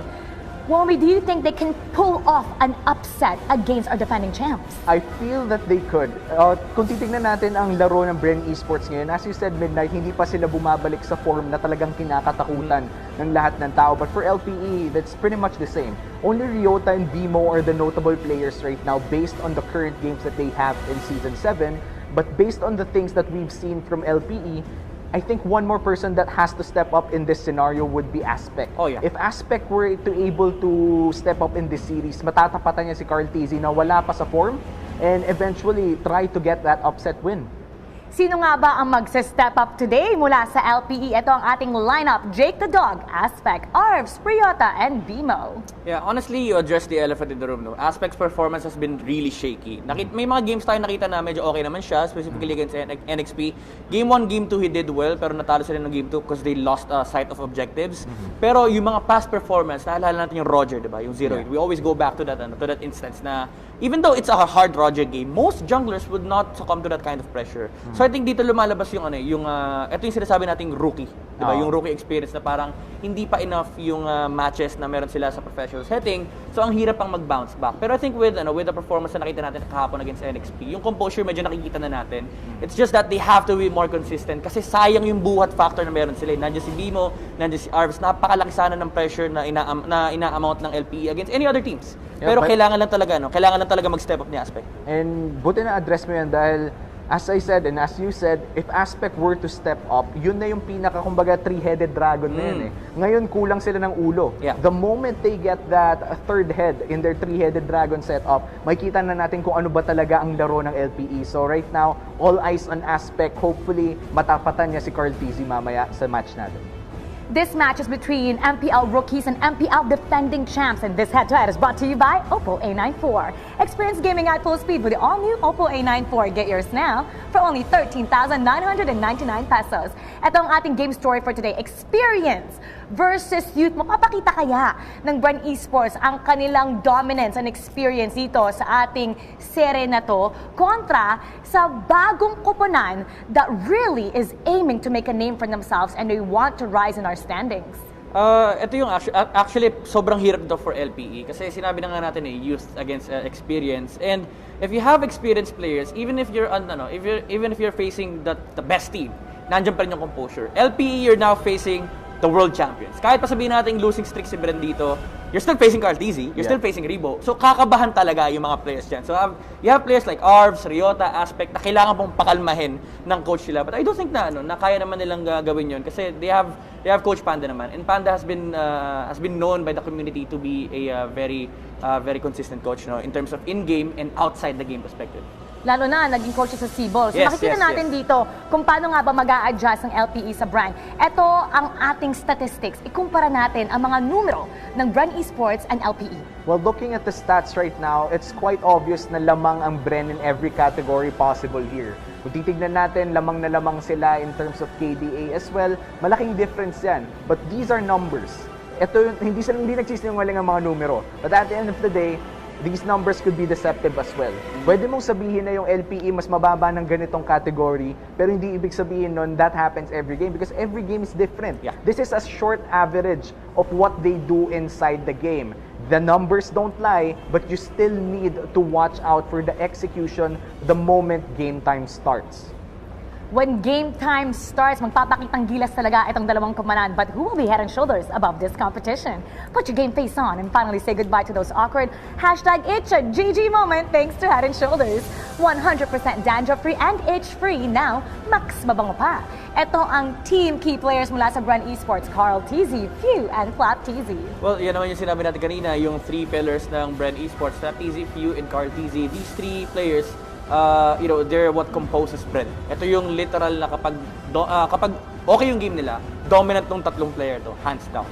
So I think it's fair to say na if one of them steps up, no? Especially Carl TZ and Few, kasi si Flap nandun diba? So si Carl TZ at si Few, pag nag-step up sila, this is gonna be a hard game for LPE.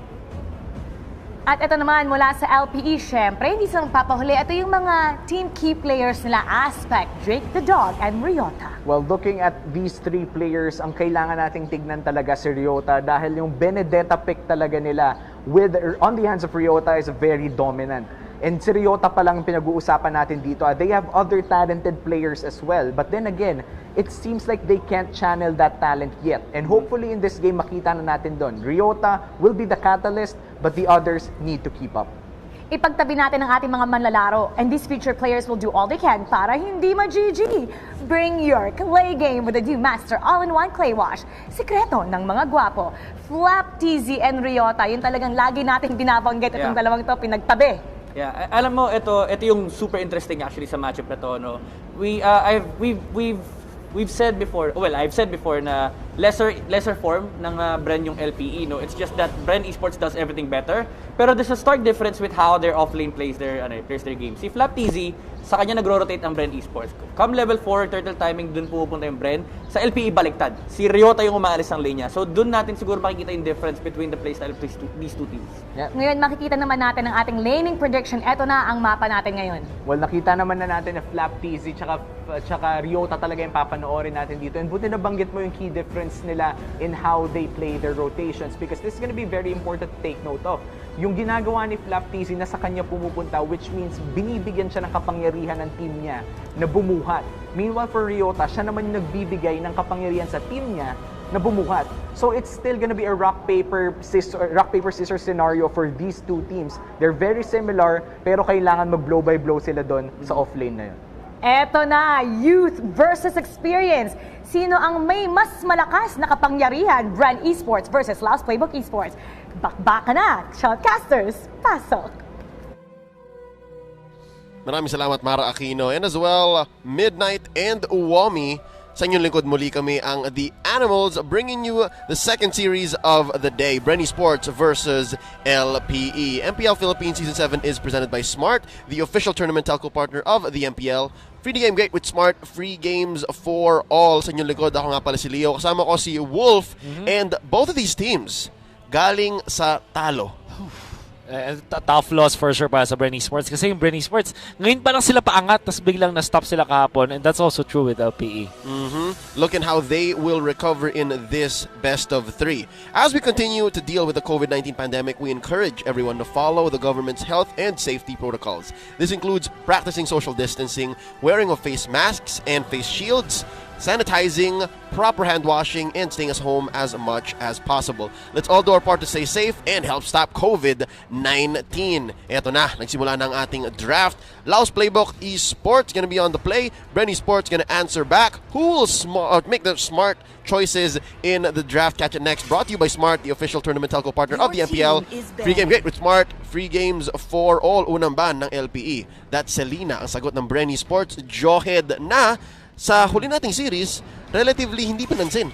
In fact, yung Selena dun sa series ng Bren Esports against Mpl-Ph yesterday, binigay din ng Mpl-Ph but they have proven na nakaya nila. But LP, they said, let's not give it to the opponent. So Bren Esports naman, hindi pinansin nga yung Joy in the previous series because probably of the presence of the Popolin Kupa. Alam natin ay kapag may team na kayang gumamit ng Popol and Kupa, you might rarely see the Jawhead.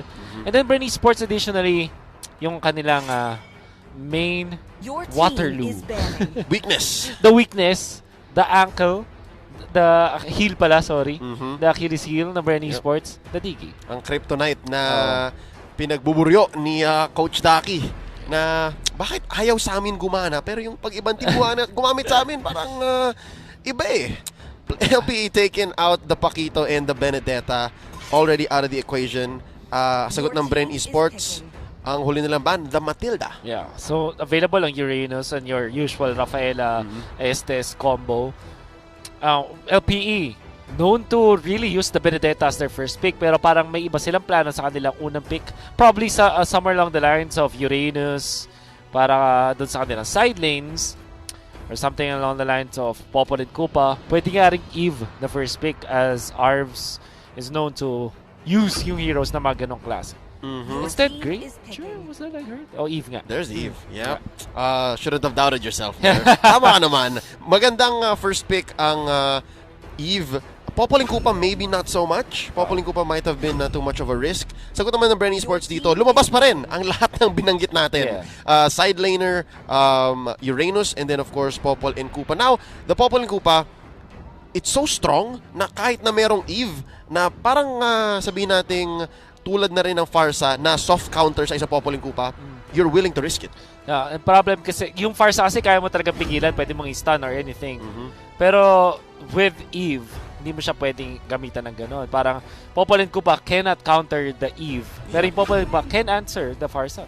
So, actually, yung Bren Esports, ngayon na may Eve, ayan, I think Chang'e talaga. They need Chang'e. Okay. So, magte-10 push-ups ako pag hindi Chang'e ko ng Bren Esports. Okay. Hindi naman sa pick na to. Specifically. Eventually. Oo, dapat lumabas kasi kung hindi, ma-outrange sila. I'll say yes. Lancelot, of course, isang classic na pwedeng gamitin ng Bren Esports. I'm actually surprised that they did not use this in their previous series. Pero I remember Lancelot being yung kanilang hero na parang go-to talaga when things go south. Yeah, or if it's a lineup that they're not sure it is going to work out, you can expect to rely on Carl Tizzi's Lancelot. Right. We've seen this interaction, Lancelot versus Granger, very, very recently against Brennan Work, na minama ng Lancelot ni Carl Tizzi ang Granger ni Cho. So we'll see how this works out in this specific game. Bren Esports, ang unilang ban sa second phase. Yeah. It's the BMO special. Ang highlight player. Highlight player. Dare I say, meron kasi tayong mga tropa peeps na nakakausap. Particularly, big shoutout sa Dolormi. Okay, kay Millie. Ng Dolormi. At ang term niya dito ay kahapon ng lumpia ni Bimo. Lumpia ni Bimo. Yeah, which was very effective yesterday, kaso nga lang natalo sila. But there were times na ang Bimo special na Grok ay maganda. Lalong-lalo na against heroes like Lancelot na pwede talaga mabigla kapag nag-flicker into the wild charge ka na. And sometimes that's all you need. Exactly. 1 second or so of vulnerability for the Lancelot.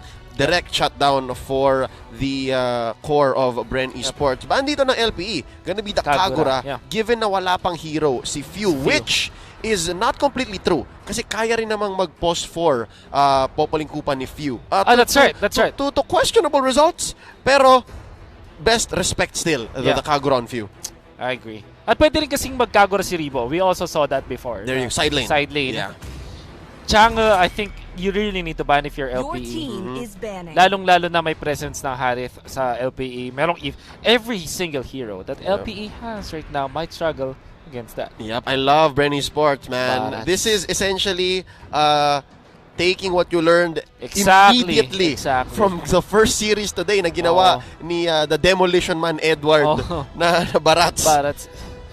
And I like it kasi isa ito sa mga hero din na magiging potentially mahirapan sila kasi imagine this, pag may Barats yung kalaban pa instead of LPE, may problema ka na dun sa Harith, may problema ka pa dun sa Barats. Parang you'll need more heroes to counteract that. So, and Bren Esports, isa rin sa mga special nila ay ang Uranus naman. So, maybe a Flap TZ hero yung kanilang kukunin since ban nila ban it out. I'm telling you, man. Okay. lahat ng heroes na meron ng LPE ngayon ay makakounter ng Chango. So, it's just expected. Actually, Bren Esports, baka nga mas maganda pa na kinuwagan na rin Chango. Inagahan. Hindi muna yung Lancelot. Yep, I agree because there's more in the jungle na pwede pang sumagot. Actually, the jungle is relatively open. You have the Yusun Shin. Worst comes to worst, you have to play the Claude na medyo na nerf. So yeah, I agree. Now, naban ang Chango ng LPE, which, is that 5 push-ups? Kasi hindi siya na-pick technically eh. So, pero naban. So okay na yun. Okay, sige. Put you to it. That's a good alternative. Exactly. Yan. So sabi ng Bernie Sports, okay, sige, kunin natin yung Lancelot kasi may pang sub naman tayo. The worst comes to worst, meron pa ring Louis, so pwede rin pa gamitin niya ni Few. This time, it's going to be the Farsa. Ang maganda nga lang sa pag-pick ng Farsa, sa gantong spot para sa Bren Esports, flex pa rin. Yeah, Flexi Diaz. Flexi Diaz pa rin. Flexi Diaz pa rin. Para sa LPE, looking for the tank ngayon, ang dami pang pwedeng gamitin ni Bimo apart from the Grok. Baka mag-Sylvana sila dito along those lines. But throwback. It's a big throwback though. But Beleric, and a Ruby. And a Ruby! Okay. Definitely both picks coming out of left field for LPE. Okay, so Ruby, number 1 hero na ginagamit ng mga players pag may Lancelot sa kalaban. Or kahit anong hero na makulit. Pag galing sa side lanes, kahit nga tank position even Bimo can play this. Yep.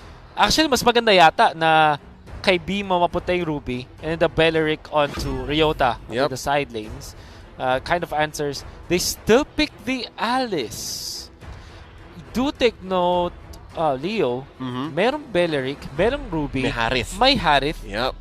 It's gonna be very tricky pag yung nag-alis ang Bren Esports. Pero again, comfort to eh. Comfort. They know kung paano ito gamitin. At kailangan nila ng pamputa sa may backline. So, you'll understand why. Easy answer for the Alice. So, parang ang daming checkbox lang. Na kahit na medyo questionable ang pick, yun ang kailangan ng Bren Esports dito. We're gonna see how it works out and if this gamble will pay off and pay dividends for Bren Esports. LPE though, natutuwa ako na ang sagot or ang kinailangan nilang pyesa para dito sa puzzle na ito ay medyo out of the meta. Out of the meta, correct. And I think tama yung ating prediction. It's going to be side lane Beleric or XP lane Beleric. Tapos meron kang tank or the roaming Ruby. Yep. Kasi it just makes a lot of sense. Hindi mo ang talagang gusto mo lang makuha kay Ruby ay hindi damage. Ang kailangan mo sa kanya ay pang front at yung panggulat. Kasi imagine this, hindi siya kayang i-burst agad ng isang Lancelot. Tapos pwede niya i-turn around. Kapag nakita niyo nag-Thorn Rose, madaling abangan gamit yung lahat ng hatak at control that you can get out of the Ruby. Kaya nga naman, there are so many players that agree, that kind of think na pwede kang mag-Ruby kapag may Lancelot sa kalaban. Yep, and I think that's what LPE is hedging on. Ladies and gentlemen, welcome to game number 1. LPE versus Bren Esports. This is under the supervision and regulation of the Games and Amusements Board.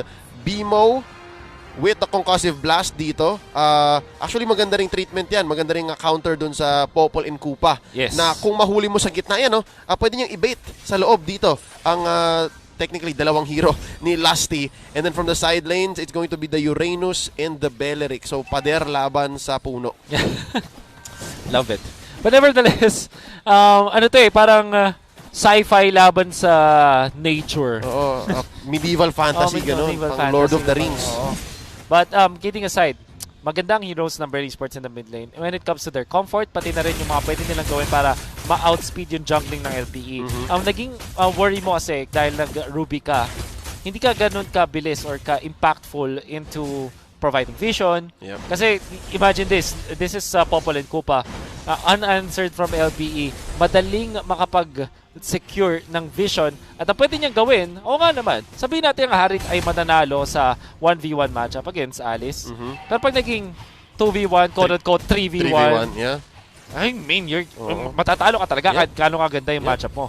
Wolf, this is literally dog eat dog sa bottom lane, 'di ba? Si Koopa kinakagat, si Jake the dog. Tama. And mapaparecall siya ng maaga, so that opens up so much for the gold laner on the side of Bren Esports. At ang kinailangan niya lang, mabilis na rotation mula kay Lusty. And that is exactly what they need. Kasi ang problem with Ruby, although scientifically, mas maganda siya pag nagkaroon ng clash against Lancelot.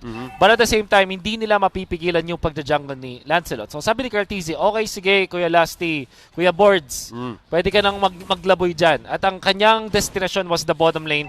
What a decision from Bren Esports. And here we go. Phantom execution ni Carteezy in and out. Napa-ult na nga dito si Ryota on the Beleric. Mapapauwi si Bimo. And Wolf, I think sinasabi mo na parang ang gagawin ng isang Ruby, very specific. And in the early to mid game, technically hindi niya pa kayang gawin yon. Talo siya sa tank things. Yeah, sa tank things. Natural tank things. Kumbaga, natural roam things. Kasi, imagine din, si Lusty, meron siyang impact kahit wala siya mismo doon sa mid lane. Maglalagay lang siya ng traps doon sa entry bushes. Pwede na. Vision na yun. Vision na yun. And nasa bottom lane. Pupunta na siya sa bottom lane.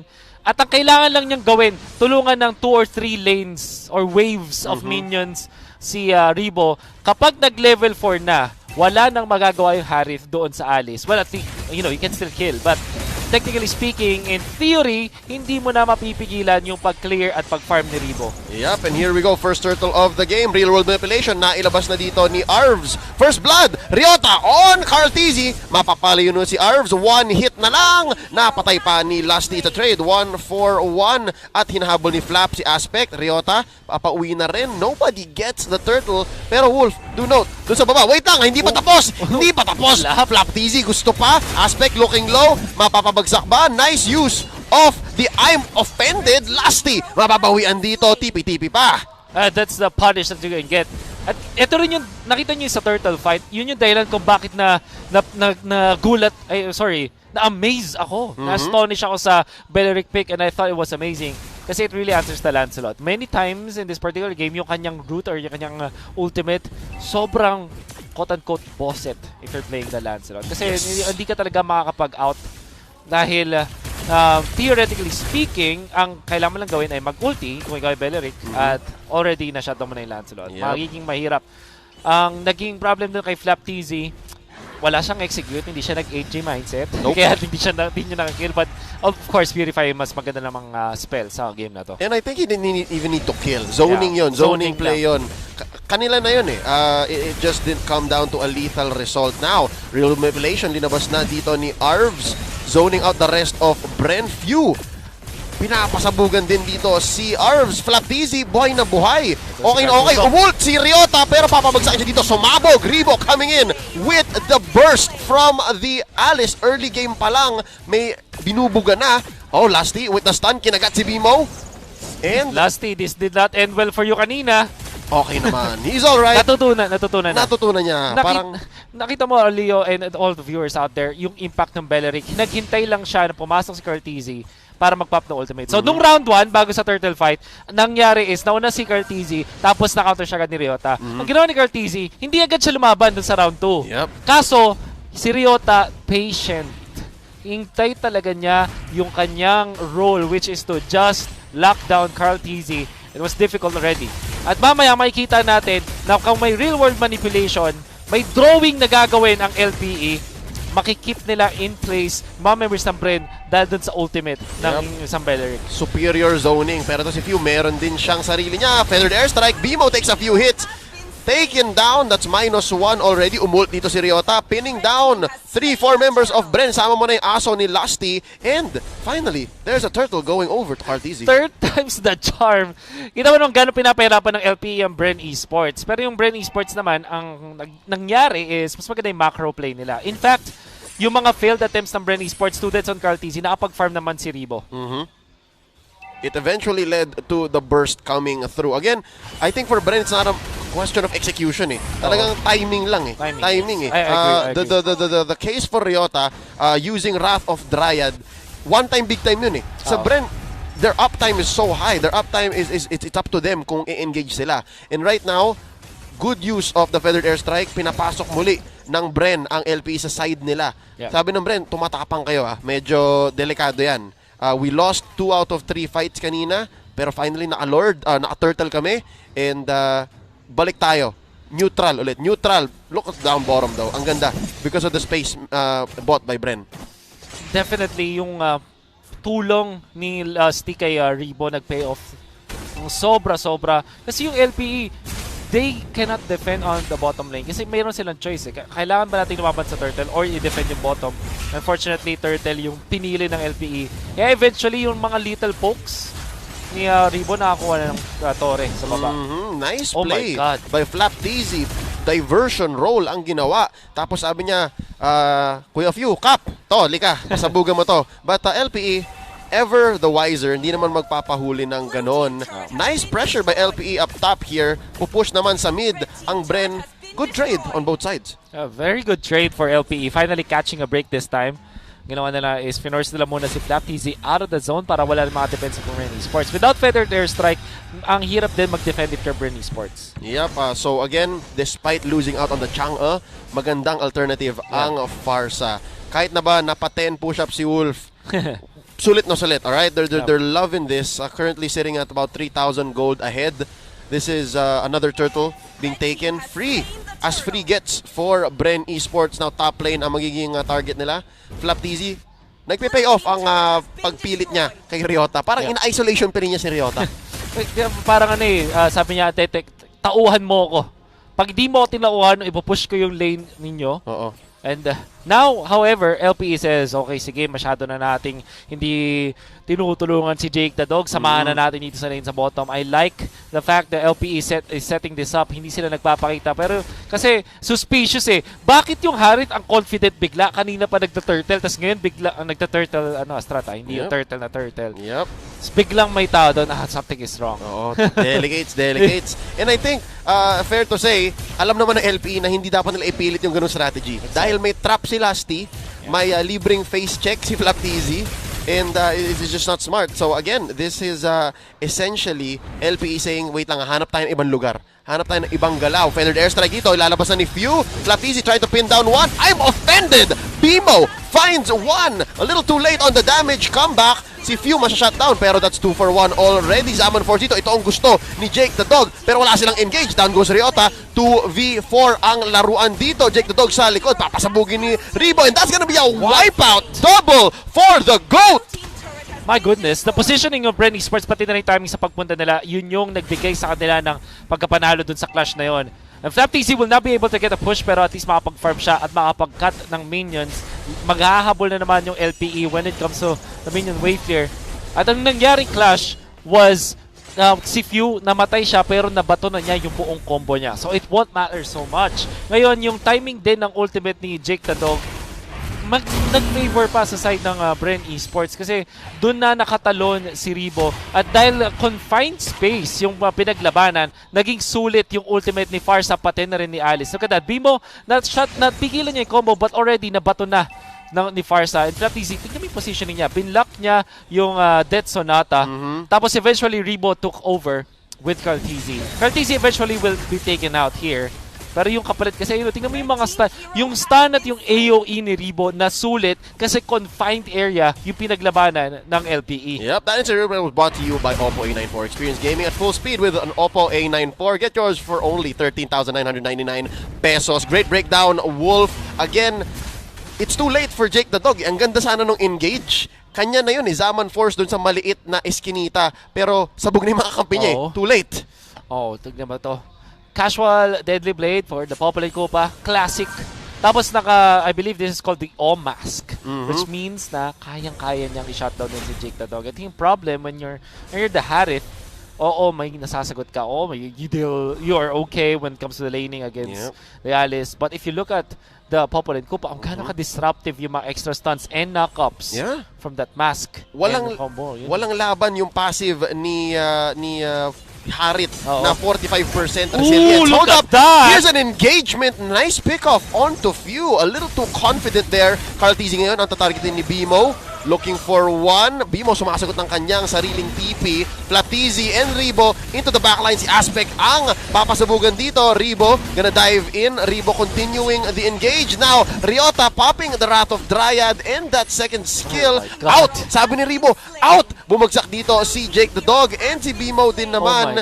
And amazing sustained play by Bren Esports. Good shot call and good presence of mind by Rebo. I love the fact that you mentioned yung shot call, pati yung presence man ni Rebo. Kasi ang ginawa ng Bren Esports, sabi nila, okay, sige si Fury namatay. But so many ultimates committed from LPE. Sabi nila, okay, sige, wala na mga ulti. We can fight. And Bren Esports, with the leadership of Flap and Rebo, the sustained side lanes, na-isolate nila si Harith. And eventually, Carl TZ took over dun sa upper part ng mapa, nung clash. Yung lower part naman, si Rebo at si Flap yung bahala. Isolation play. Isolation play. And again, gine-gauge lang nila eh. Ang ganda ng control ni Rebo sa HP bar niya. Ginawa niyang resource yung sarili niya essentially. Tapos bago pa siya makitil dun sa team fight na yon, sabi nila, wait lang, kaya pa yan. Easy Lord take here by Bren Esports. Actually missed out on whether it was Luminous or not. We are sitting at 12 minutes, 20 seconds. I do feel it is. We'll see Lord when he does come marching in bottom lane kung yellow ba yan o purple. Do take note kapag inatake nyo na yung Lord ng hindi pa 12 minutes, kahit pa mapatay yung siya ng 12 minutes, hindi siya, level 1 pa rin siya. Hindi pa rin siya enhanced. Parang turtle. Yes. Uunahan mo lang essentially. Ang tagal ni Lord, ang tagal niya lumabas. This is good for LPE. They're able to still gather their thoughts. Iniisip nila, wait lang, paano ba natin na-atakihin to? Luminous nga, Wolf. Luminous. Masakit. It is hindi the Luminous. Although, wag tayo magpa-full. Minsan, kahit dilaw yung Lord, hindi tumatalon. So, abangan na lang natin mamaya. We'll see. We'll see. We'll see. So, this is still good. I think LPE has good wave clear. Has good range. Yeah. Pero yun nga, dito natin nakikita yung one-time, big-time play potential ni Bimo. He really needs to be in the right place at the right time. You're seeing nga yung problema when you're facing Popol. Tingnan mo yung traps placement. At yun nga, Luminous nga. Yep, tumatalon. That's gonna be mission accomplished down bottom. Great attack, great siege by Bren Esports, pressuring LPE. Now, feathered airstrike, nahila pa loob! Si Few, wings by wings, plus Purify, and here we go, dumodrawing si Arvs, just to clear the waves, real world manipulation. Pero, do note, sabi ng world champion natin, bilang na ang ult ng LPE. And this is gonna be tricky. Walang ultimate si Bimo. Although mabilis naman mag-cooldown ng ultimate ng isang Ruby. But sobrang crucial ng real world manipulation. And sasabihin niya ni Few, meron na siyang feathered airstrike. So, when it comes to the just resources, ng dami ng mga skills, Bren ang lamang. Yup, always online. Walang pahinga ang Bren now. Wrath of the Dryad by Ryota here. Maybe a little off time. Mawawala ang aso dito ni Kuya Mo Lasty, and he's just gonna pray for it in the back lines. Still, pressure is where pressure placed by Bren, successfully taking down mid and top sa isang hinga. Napakagandang paggamit ng Bren Esports. This is the classic Bren Esports na alam kung ano yung dapat iba tong mga spells. And they have really survived or outlived yung mga points kung saan ang LPE ay malakas. Yep. For example, yung early stages and around the first turtle fights, na-survive nila yon. Nahirapan sila. You can see na kahit dun sa turtle fight, napapatay si Cortese 2 times. Yeah. But ang kailangan lang nilang gawin ay hintayin kung saan sila mas malakas. Do take note, nagandahan talaga ako dun sa adjustment ng Bren Esports. Dun sa bottom lane, which is the gold lane, ginilagay nila si Lusty. Si Lusty nagpa-level 2, naglagay ng mga traps, tapos pumunta sa may bottom lane, tinulungan si Rebo for 3 lanes? And all of a sudden, 3 waves para, sorry, not 3 lanes. Yeah, all of a sudden, wala na yung advantage ng Harith doon sa isang alis. If anything, umalis pa nga yata si Jake the Dog. Yes. Siya yung naboset doon sa duo, sa trio ni Lusty's Dog, and Rebo. So again, Bren Esports, they invested in the bottom lane, which led to this 15-minute lead. Ano ba to, Wolf? Grabe man, 50k to 37. Wow, I did not notice that actually. Matagal-tagal na rin hindi nakakaalis sa side ng river yung LP. Actually, Bren Esports, kinlaim nga nila yung about maybe 50% ng mapa ng LPE. So 75% ng mapa nasa Bren all this time. At yung 25% ng LPE na yun dun lang sila nakakaikot, naghahati-hati si Jake the Dog, pati si Aspect, pati si Ryota, and eventually yung Bren Esports lumamang sa ekonomiya. Not even talking about Arvs. Si Arvs na isang mage na may mystery shop. Gutom na gutom. Kaya pala okay lang yung real world manipulation. Sinasalo lang ng Bren. Yeah. This is ridiculous, ladies and gentlemen. Looking at the items, Wolf, sobrang stonks ng ating Season 6 champions. Wala din palang damage item pa si Arvs. Nag-focus siya dun sa defense. Nag-Oracle. Pati may Durance. Tapos nag-Wand, Ice Queen Wand for the slows. We're looking at Bren Esports. Ang sakit na ni Few. This is painful. Naka-lightning truncheon na si Few and Holy Crystal, so that Feather Strike's gonna hurt. Yeah, even Lusty and Few na 4 and 5 supports ng Bren. Kasing yaman ng course ng LPE. Oh my goodness. Dominance Ice na ngayon si Lusty. Which means na si Aspect with 0, 1, and 5 tapos naka-Hunter Strike lang at the Brute Force Breastplate will not have an impact against Bren Esports. Kayang saluhin ni Kupa. Exactly. Yung Sonata. Oh my god. LPE is in danger. This is difficult. Did you say they're in Granger? They have a Granger. Pero tingnan natin dito kung paano sila magde-defend. This is going to be possibly the final siege. Enhanced ang siege minions ng Bren Esports. Gonna be crashing down all 3 lanes. Lord marching down mid. Ito for sure. Luminous level 2, 17 minutes in. Nagsiscale si Lord. The longer the game goes, this is gonna be as clutch a defense as it gets para sa LPE. Kaya ba nilang pigilan ang pagtatapos dito ng Bren? Real world manipulation. Tama-tama ang pagpasok pero may sagot si Few. That's going to be the feathered airstrike. Few gonna get blasted by arms. And no, this is going to be Rebo from the backline splitting up LPE as Lord wails away at the base. Rebo looking for one. Gonna be backing out from TZ. Ladies and gentlemen, a successful defense. LPE buhay pa. Buhay na. Arms, better timing. I would say, Bren Esports na sila. Ang ganda ng idea ng Bren Esports. Ginamit si TZ pang scout. Few, 2 feathered airstrike kay Aspect. Halos matunaw. Kaso, just enough to defend. Nakapag-back away yung mga members ng LPE. And then eventually, nakakuha si Arbs na magandang positioning. All of a sudden, biglang nagka-item si Arbs. And rather gonna back up a punch. Ang ganda rin ng timing ni Jake the Dog. And at this point, dahil ang dinidepensahan na lang ng LPE is just the base, hindi katulad kanina na parang 3 lanes. Parang this time, pwede nilang i-allocate yung kanilang ultimate na Wrath of the Dryad into the real-world manipulation. Sobrang solid na combo into just defending their base. I know that it's funny na sasabihin ko to, pero baka mas madali pa para sa LPE magdepensa ng base lang kaysa yung 3 lanes. Actually, you know what? I will agree with you, Wolf, because this reminds me of yung depensa ng Blacklist Game 2 laban sa Signal. Definitely. The something of that comeback might actually be possible. Pero, tinitingnan ko rin kasi yung kill score, yung board ng Bren.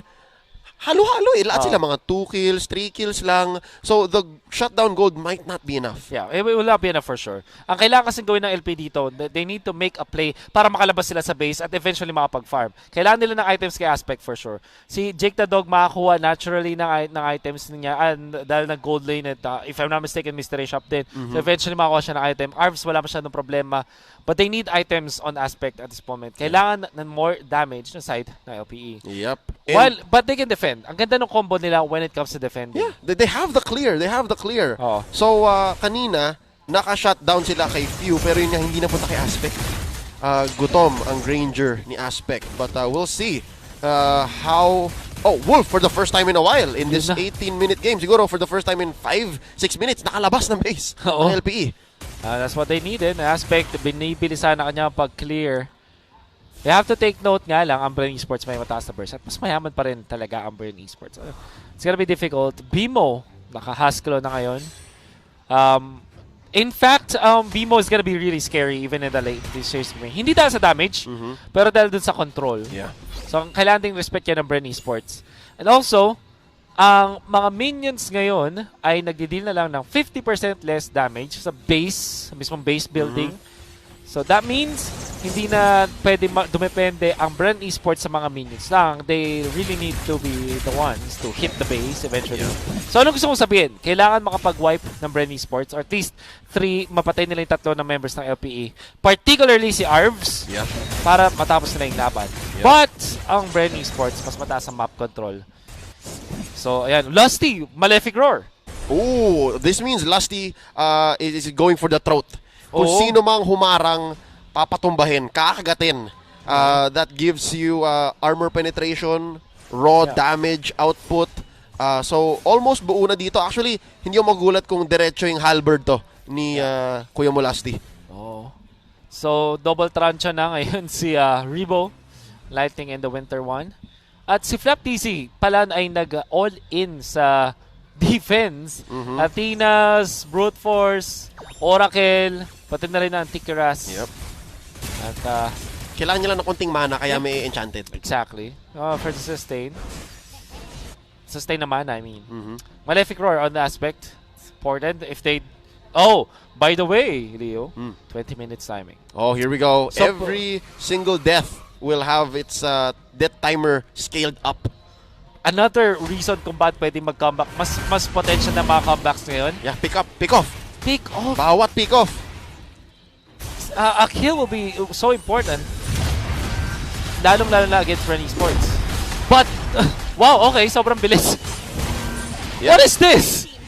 Just all the damage. Again, you have to consider, Wolf, from Lusty, dalawang basic yan. Exactly. Yep. Lusty na Malefic Roar, Makati na, yung of the Omask, and of course, si Few, pati si Ribo, ang sakit na rin ng magic damage nila, and Lord melted.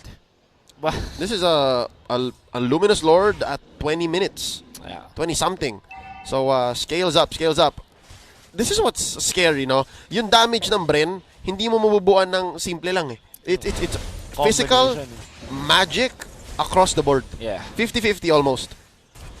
It's gonna be important. Napaka-crucial ito para sa LPE. Positioning ni Arvs ang kailangang tignan. And yung management nila ng skills, hindi na pwedeng mabait ang mga members ng LPE. Yup, it's the last fight possibly. Real Manipulation, inunahan na ni Arvs. Sagot naman, Feathered Airstrike dito. Base, tinatama-tamaan na ng Bren. Right in the middle, Lusty's gonna go down. And that's gonna be another, I believe, from the back. Pero Base ang puhunan. Ladies and gentlemen, Bren Esports secures the first game of victory. This winning moment is brought to you by Oppo A94. Experience gaming at full speed with Oppo A94. Get yours now for only 13,999 pesos. I think the biggest problem na hinarap ng LPE noong time na yun was definitely the Popolan Kupa. Kaya naman ang unang pinuntahan ni Coach Ducky ay si Boards, Lusty.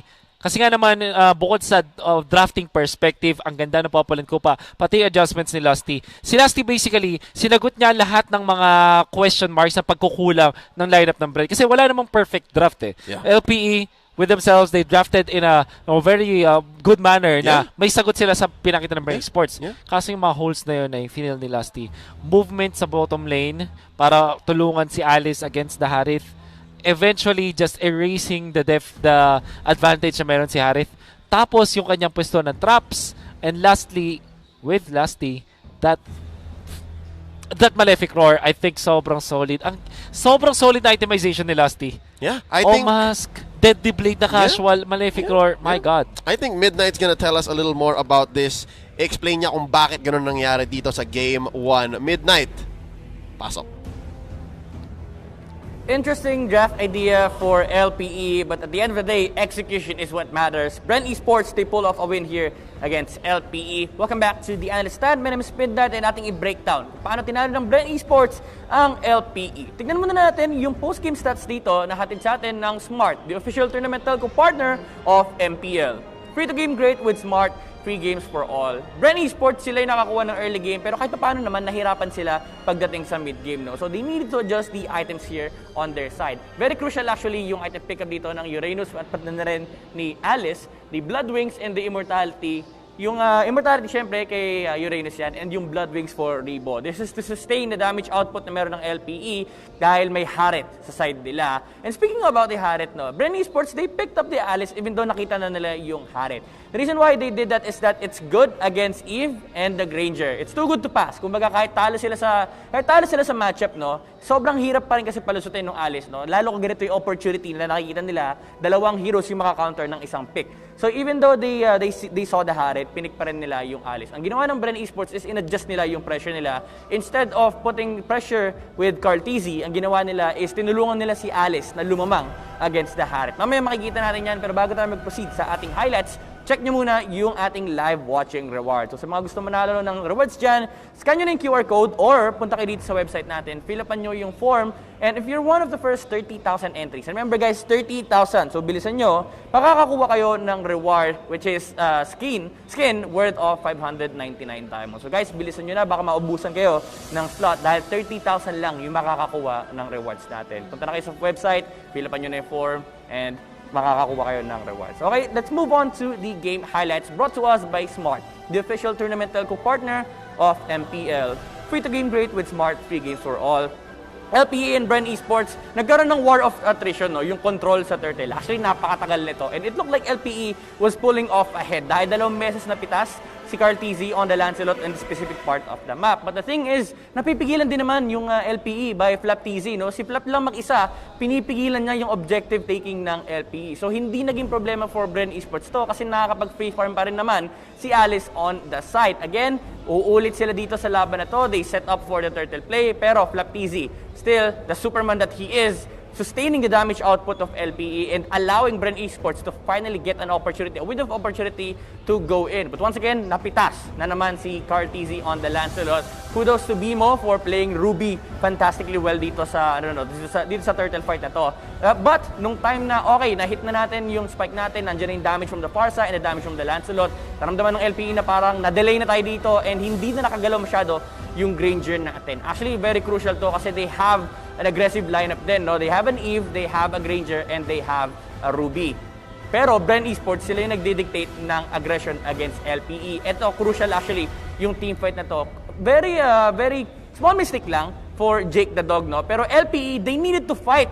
They needed to fight the heroes that are in front of the Granger. Kasi wala na rin naman sila masyadong pang clean up, no? Pero Jake the Dog decided to go on the backline, which is very crucial kasi wala silang mapatay, wala silang ma-burst down, and they need to help each other, no? Yung Harith at Granger, kailangan mapatay nila kung sino man yung nasa harap nila. So, na-wipe out si LPE doon and Bren Esports pulled off ahead with a very huge gold lead. Kahit pantay yung kill score natin, the advantage is already on the side of Bren Esports. May late game factor pa rin naman ng LPE. This is still a Harith. Pero the positioning of how these clashes are setting up for LPE, hindi talaga gumagana, hindi pasok sa playstyle. Again, laging nasa likod si Harith trying to take down the Alice. Walang pamprotekta actually kay Granger, which is where Flap TZ comes in. Yung Uranus niya, literal na nasa harap lang ng LPE. Gusto magpasuntok kasi nire-regen lang naman ni Uranus. Ito yung sinasabi nating late game factor, no? Kayang-kaya nilang labanan yung heroes ng LPE. They still have a Harith and they have a good wave clear naman sa lineup nila. Problem is, kailangan lang nilang pumwesto ng tama, especially aspect no, on this Granger. He has no protection at all from Bren Esports. The range of the Farsa and the damage output of the Alice. Kailangan talaga mag-ingat ni LPE sa pwestuhan niya. And pagdating ng late game, ito na yung point na immortal na si Uranus dahil meron siyang immortality, mataas ang HP, mataas ang sustain ni Alice. And Carl TZ, actually, very nice play. May isa pa kasi natirang cannon, and ang ginawa niya, instead of fighting against LPE, dinasya niya na lang lahat ng minion wave and tinapos niya yung laro. And the MVP of that game, brought to us by Smart, the official tournament telco partner of MPL. Break through your own limits, rise above, and be free to game great with free games for all. Rebo on the Alice, KDA of 303 in front of a Harith. Sabi niya, wala akong pakialam. Kahit counterin niyo ako, I will step up and be the nuance na kailangan ng Bren against LPE. Kill participation of 60%, but most importantly is his decision-making. Lagi siyang pumapasok sa backline, lagi niyang ina-assassinate yung mga kailangang heroes sa side ng LPE, and it made life harder for Playbook Esports. Tingnan natin kung makakabawi ang LPE or will Bren continue their dominance. Let's throw you back to our casters. Maraming salamat, Midnight. Back at the caster's desk, the animals at your service. Ako nga pala si Leo. Kasama natin dito si Wolf. And as Midnight said, si Rebo ang MVP ng larong ito. Para siyang para siyang ticking time bomb na sabi lang ni Lasty, sige, akong bahala. Walang magdi-diffuse sa'yo, man. Yeah, definitely nagtulungan yung mga members ng Bren Esports. Yung standout performance ka lang kay Rebo kasi siya yung nasa kanya nakaatas yung trabaho na pumunta sa may likod, mag-isolate, mag-isoplay katulad na nakita natin on a macro and micro scale na ginawa niya yung trabaho niya ng sobrang lupit at hindi pa siya namatay. Yep. Do take note that players will always say the Harith will win against the Alice. Pero bakit yung Bren Esports kumuha pa rin ng Alice as their last pick? Kasi alam nila na apart from the Harith, yung ibang mga members ng LPE ay magsa-struggle din sa Alice. Yep. Tapos, ang sabi ni Kuya Lasty, may mga butas yung lineup natin Ako na bahala dito. Kumuha ng Deadly Blade, gumalaw na naaayon sa kinakailangan ng Bren Esports. Yep. At lastly, yung kanyang itemization ay perfect. Kaya naman, nag-work together mga members ng Bren Esports eventually. Yep. Sabi niya kay Daki, tabi mo. Popol ko na yan. Akin na yan. Ako na. And it worked out again as much as it is on the GOAT's shoulders dito. I gotta say, and I think Wolf you'll agree, si Lasty din, kailangan nating bigyan ng toon, bigyan natin ng pansin. Napakaganda ng Popol yung kupa niya. And I think LPE here, in order to clutch game number 3, to win game number 2, kailangan din nilang isipin ano nga bang gagawin natin? Anong solusyon dito sa Popol and Koopa problem? Well, I think you're gonna have to ban it. Lalong-lalo na gusto mag-first pick Eve. Well, kasi other players and other teams will say na, okay, sige, kunin natin yung Eve kahit may Popol na yung kalaban. It's okay. But then again, nakita mo naman yung impact ng game na yun, nung Popol and Koopa na yun. But you also need your winning matchups. For example, dun sa lane na nakita natin si Belleric versus the Uranus. If babalik tayo dun sa time ng M2 around January, a lot of teams in Indonesia will pick up yung Belleric to kind of answer that side lane. Mala RRQ. Mala RRQ, that's right. Unfortunately, hindi ito yung parang talagang game winning. Siguro, set plan talaga to ng LP. Yun yung naramdaman ko eh. The way na sabay nilang pinik yung Belleric and Ruby ng talagang inintay nila. And if you look into yung parang non-verbal cues mula dun sa videos nila, parang G, ito na yun. Ito na yun, na-plano natin eh. Yep. Unfortunately, Brenny Sports was prepared for it. So, maganda yung ginagawa ng LP, I want to say though. They should be just more clutch. And again, composure ang kailangan ng LPE against Brenny Sports. Nandun na yung plano eh, nandun na yung execution eh. Composure na lang yung kulang. Yeah, it felt like this was literally a play from their playbook. Oo, parang sabi ni Coach Panda, ito, okay ba to? Against Bren, this one, okay. Pero ang sabi ng Bren, ay, makita na namin yan eh. Alam namin yung possible na solution. But just the same, we're not counting them out just yet. Game number 2 here, the draft's on. Who will make smart choices right here? Catch it next, brought to you by Smart, the official tournament telco partner of the MPL. Free the game great with Smart. Free games for all Brenny Sports. Siyempre, tatanggalin muna nila ang kanilang kryptonite, Achilles heel, the Diggy as well. LPE sagot nila. Cap, huwag kang magsiselina. Bawal pa rin hanggang ngayon. Lalo na first pick of Brenny Sports. I think ang may order for LPE is Selena, Johet, then Matilda. Para naman sa Brenny Sports, it's Diggy, Benedetta. Probably Eve at this point. And sila na yung nagba ng Matilda. Okay, so iba yung gusto nilang first pick. Yeah, that kind of opens up for LPE. Yeah. Gives them more choices, lalo na sila pa ang 2 picks. Okay, so I think you're gonna have to think about the Popol and Koopa now for LPE. Unless gusto mo siya nakawin at ibigay ito kay Bimo, gonna be better. Binan nila din yung binan ng Brenny Sports yung Bimo Data na nakita natin na mas sa mga comfort. So sa hero na pwedeng gamitin ng side ng LPE. Yeah. Yung Bimo Data na nakakupit ng isang panalo sa Omega Esports. Saktong. So that's one thing na kinonsider din ng Brenny Sports. Now, looking now for Brenny Sports, I think pwede rin sila mag first pick Eve. Lalong-lalo na ito sa mga heroes na kayang-kayang gamitin yung few. Yeah. We'll see though. Based on the bans of LPE, on flap easy. Yeah. I like the idea ng LPE. Bigla naisip ko, okay, so you take out heroes for flap. Siguro fino-force nila ang Brenny Sports na mag-first pick Pakito at this point. And then sila yung kukuha ng mga heroes pa counter doon. Like the Popol and Koopa plus Eve. So possible. Pakito nga. Yeah. And then sila ang magpa-Popol and Koopa. Yes. Yeah, I love how LPE took out the free first pick on the Uranus. So totoo lang sobrang dali para sa Bren na sabing first pick Uranus, re-react kami. Yep. I think this just gives us an insight into how deep really the playbooks are for both coaches. Yes. Panda versus Ducky na suot ang jersey. Parang mali ata. So, is Duck, suot ba ni Ducky yung kay Lasty? Siguro. Sana all. Sobrang close nila. Sobrang close eh, no? Yeah. Not really advisable in this time of pandemic, but it is Brenny Sports. Safe naman yan for sure. Yep. It's within their own facility. Bubble. Yeah. And of course, all hygiene and sanitary procedures. Popol Eve. Oh, Popol Claude. Interesting. Wolf, what are your thoughts on the Claude? Why the early Claude? You want to take it out from Brenny Sports? So, also, favorite yan. Pwede gamitin pares the aspect, pati na rin Jake the dog. Yeah. Okay, so medyo Flexi Diaz. Flexi Diaz, that's right. Also, ang Claude ay generally maganda sa mga Popol-based drafts.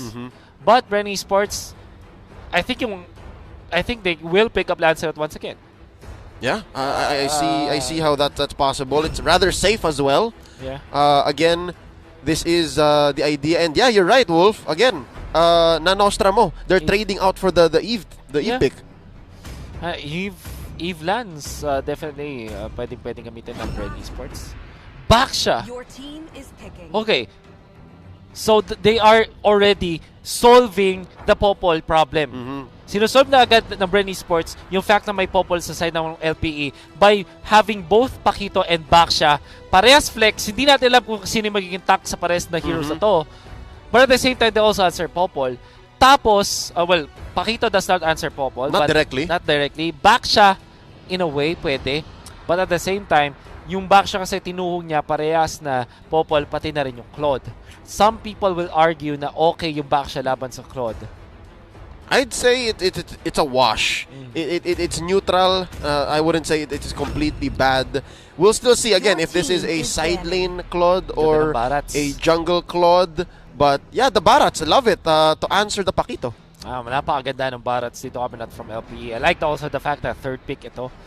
So already in-establish na ngayon ng LPE na okay, sige, we're gonna make this Claude really shine by having and putting so much pressure sa Bren Esports. Sagutin itong Baksha na to. Yeah. I'm still thinking Alice and Chang'e as their Rebo choice para sa Bren Esports. And are you giving LPE the same ultimatum ulit na parang dapat sagutin nila isa dito at least via the bans? Yeah, for sure. Is banning. Yep. And you're right. Choke them out. Choke them out. Maybe they can even pick the other. I honestly thought na maganda yung Farsa para sa LPE, but I guess ang gustong kunin yata ng LPE dito is the Louis. The Louis on Arvs. Clutch. Clutch. Yung comfort ni Arvs. And also yung Lunox. It's also a hero na parehas na teams ay pwedeng gumamit. So, with this, yung LPE, kukunin nila either for their fourth pick for sure. At least to give to Arvs. Yeah. And with that being said, medyo mystery pa rin kung sino ang core nila na totoo, ang jungler. Because again, we know Jake the Dog can also play a mean Claude. That's right. So, pwede nilang i-totally last pick yon yung hero na yon. Whatever it is. Posible rin na i-last pick nila ang mid-mage. Might be safer, I think. Especially, lumalabas na may mga flex. So, pwede mag-Lunox yung LPE. Your team is banning. So, they ban Kagura, Rebo special. And Bren Esports insta-ban on the Valier. Ooh, I like it. Maganda nga naman ang Valier against Pakito. Pati na rin sa Baksha. Yeah. So, it's a very good ban coming out from Bren Esports. Very smart for both of them. Instant disengage ang isang Valier. Yeah. If ever. So, LPE, now the question is, ano to? Jungle ba to or yung mid-mage? I think you go Lunox. Your team is picking. Okay. So what did they pick? Harley! Jungle nga una. Jungle. So you go side lane, the Claude. Harley. Bren Esports, what will be their answer? Wolf, I wouldn't be surprised if gawin dito na LP ang ginawa ng Bren via Lusty. Tutulungan nila to, si Jake the Dog. That's right. Diba? Kaya they can really do that para maging free farm si Jake the Dog. Harley your space creator sa early stages. Now, Bren Esports, I'm thinking of somewhere along the lines of a Lunox para kay Rebo. Yeah. Tapos, actually, Roger or Lance para kay Carl Teasy. Yeah. Lancelot okay, Roger Toll, both good choices I think at this point. Ling instead. Oh, okay. They want to go dive. At as expected, the Chango. There's the Chango. Sayang, di kita napilit na magbigay ng isang dare kapag lumabas ang hero na ito.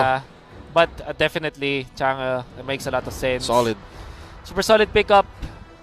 LPE, I honestly feel na Lunox ang maganda yata. Maganda, hindi naman yata. Maganda para sa kanilang team. But at the same time, gusto yata din nila ng instant na control doon sa Ling. You want that immediate burst. So along the lines of Louis or Lunox para sa ng LPE as their last pick.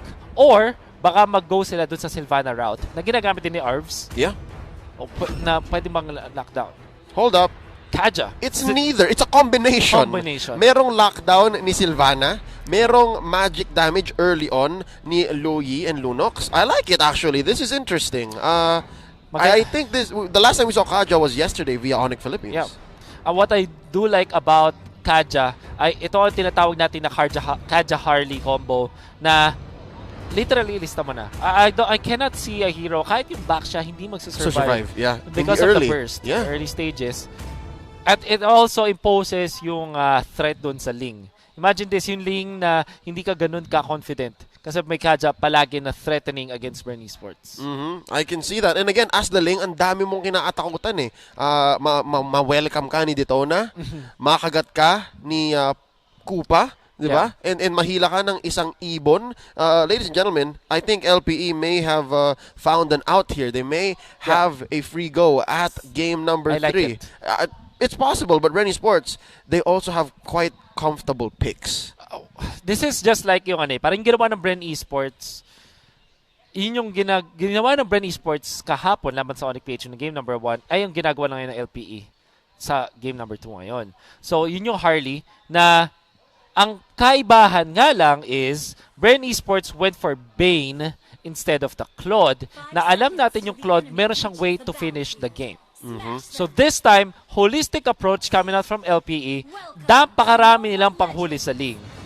But instead of Roger or Lance, Ling yung pinili nila kasi at the very least may Tempest of Blades na pang-out. Si Ling na pang-out. Yep. Si Ling. Kung nag-Lancelot or Roger kasi ang Bren Esports, napakadali nila huliin lalo. Yep. Mas madaling i-time ang Phantom Execution. Bibilangin mo lang, abangan mo lang sa dulo. Right. But for the Tempest of Blades, it's essentially an iframe. It's a super iframe. Yeah. Right now, laning-wise, Rebo versus Jake, Flap versus Ryota. I feel like Ryota here, definitely sa early stages of the game, mabubugbog talaga siya ni Pacquiao. Yeah. So this time it's Kaja mid lane para sa LPE. Potential choices ay syempre Clock of Destiny or Fleeting Time, pero usually nagka-Calamity Reaper ang mga mid na Kaja for the burst. Yep. We might see that. Ang problem nga lang with LPE is hindi nila madaling pigilan ang pag-farm ni Carteezy kasi ang ginawa ni Lusty on this tank back siya, tinulungan niya kasi alam natin di ba mabilis mag-take, but eto na. Here we go. Rebo tatamaan ng deadly magics. Might actually survive. Not much damage laid down by Jake the Dog for him. So, bilang zoning, okay din siya para pauwiin si Rebo. Pero mabilis rumisponde si Lusty. At si Carl, check this out. Okay. Papasukin niya sa loob si Jake the Dog. BMI in. Few with us assist. And that's gonna be first blood for Bren. And actually, Jake the Dog opting to go for Flicker. I like it. Yung decision niya para makalabas. Extra mobility. Kind of makes me think, mahirap pa rin mag-float sa laban na to. Imagine this, meron kang back siya, meron ding Pakito. Hindi siya easy go. Yeah. Parang at this point, maybe the Purify would have been better. But just the same, I think Bimo is missing out on a huge opportunity. Kanina ko pa nakita na bakit ka sa bottom bumibisita. I think, again, just an opinion, they need to do what Lusty did for Rebo in Game 1. Yeah, kasi eventually yung Barats will not even care about the Pakito anymore. Yeah. That's a matchup na alam natin lalamang yung Barats. Yep. In fact, yung Pakito pa yung kailangan mag-react, but now Rebo buying so much time actually. Mukhang ito ang plano ng LP. Instead of sending one to defend, bubugbugin na lang nila ang top lane. Down goes Rebo, traded out for Arvs and Aspect. Lusty surviving. Minamama niya si Jake the Dog. Wala ka pang weapons, wala ka pang items. Jake, kayang-kaya pa kita. Few to the rescue as well. That's all wins for Bren. LPE, pure. Napakaganda nung idea, but poor execution. Merong isang little move na ginawa si Rebo that actually made it so na naging mahirap yung LPE. Nahirap LPE. So instead na paback siya, papunta dun sa base, paangat ang ginawa ni Rebo. Yep. He actually crossover niya, basically yung LPE. Yung little move na yun, nag-spend ng sobrang daming oras yung Bren Esports, duly punished ng LPE afterwards. Para may time rumisponde ang mga tropa ng The GOAT. Love it. Ladies and gentlemen, already about 1,000 gold ahead ang Bren Esports dito. Lusty looking for one. Matatalunan dito si Arvs, Ryota to the rescue. Bimo answering back as well. May trap siyang linagay doon sa bagong brush na pumasok. Nice effort for Bren to just zone out LPE for the first turtle of the game. The classic movements coming out from Bren Esports, si Lusty and si Flap TZ. Kahit ano yung matchup ng heroes sila, ang kailangan lang nilang gawin ay mang zone out. They also have the added favor na nanoon si Few kahit hindi na nga kinailangan yung real world manipulation. Yung crystal pa lang already giving them vision. At si LPE hindi rin ready nung time na yun. Do take note, LPE, malakas sila pang pick-offs with their mid lane composition. But when it comes to team fights around turtles, mas madali ang buhay ng Bren. Kasi napakarami pang zona to. Yep. Tabang na nila. Lusty ang isa. Few puts in the final blow. Maisahan dito. Arvs na pick off. Lusty gonna get out of here. Back siya. Popping the Puissance and magre-recall. So, Wolf, because of the innate advantage of the rotations on Bren, parang silang nagmumukhang pick off lineup. Yeah. Lalong-lalo kasi yung movement sa LPE, ang dali nila ma-punish. However, do take note, it's still Jake the Dog Claude. Na-late lang siguro ng few seconds, but it is still Demon Hunter Sword before the 5-minute mark. At may fleeting time na ngayon si Arvs.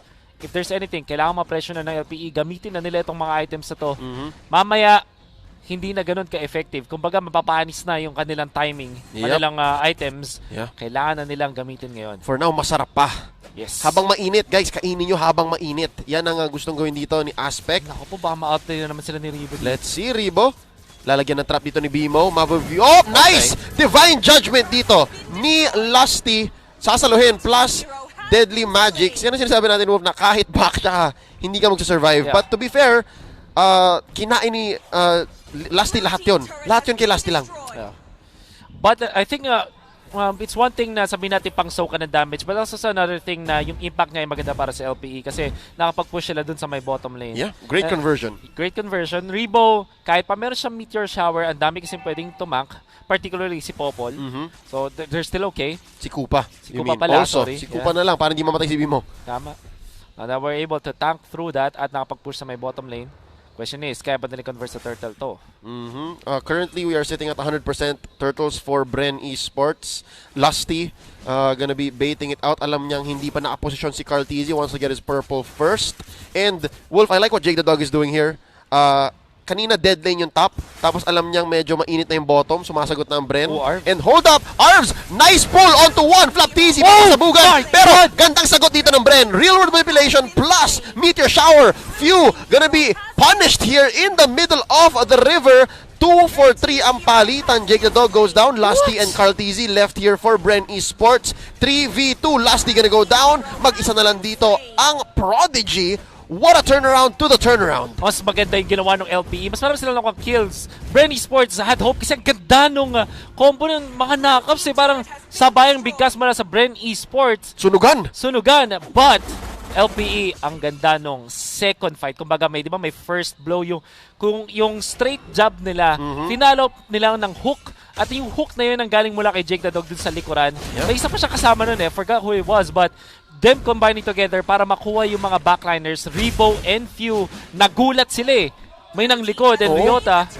Parang daming damage yata, but look at this. Flap Tizzy, sasaluhin ng Deadly Magics plus Detona's Welcome. And I think that was maybe a small miscalculation.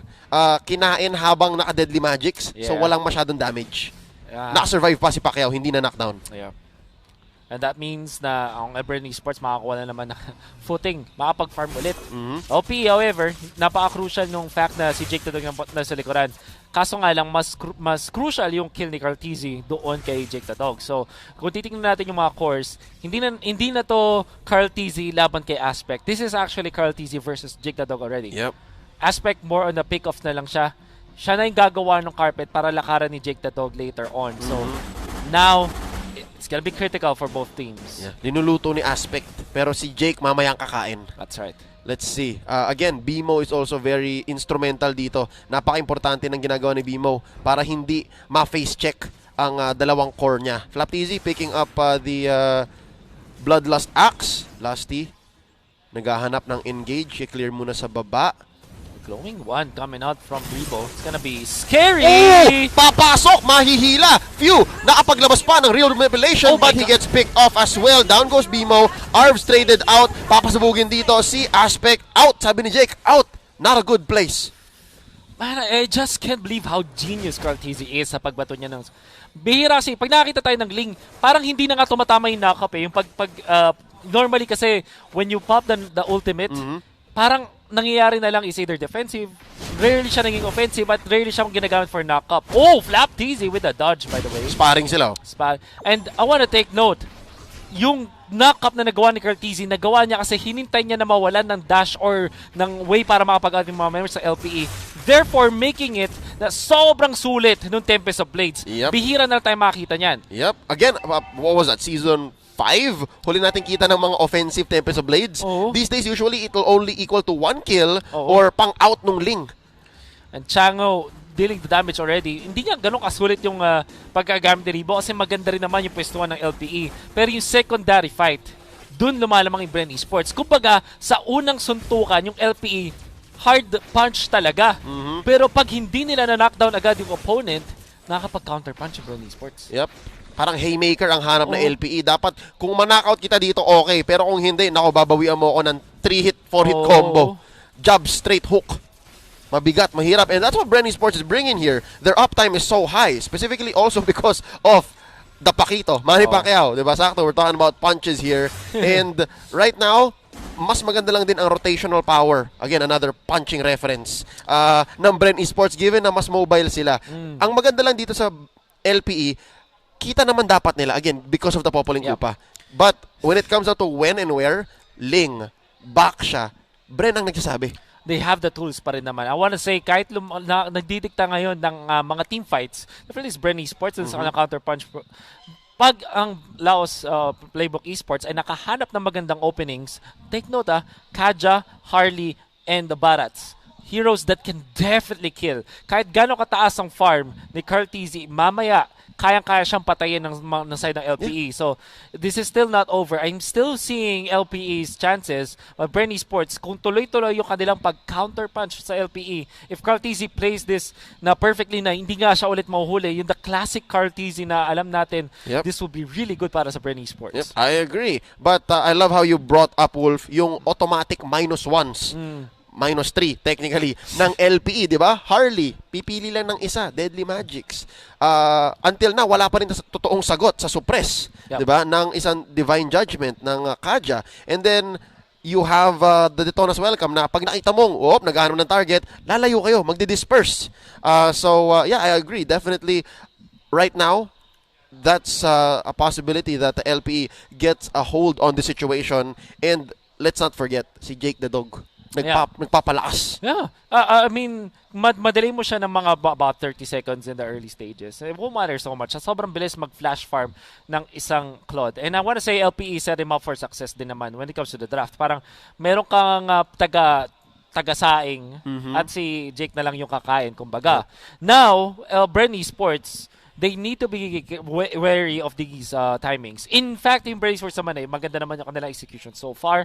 And they're winning when it comes to the caches.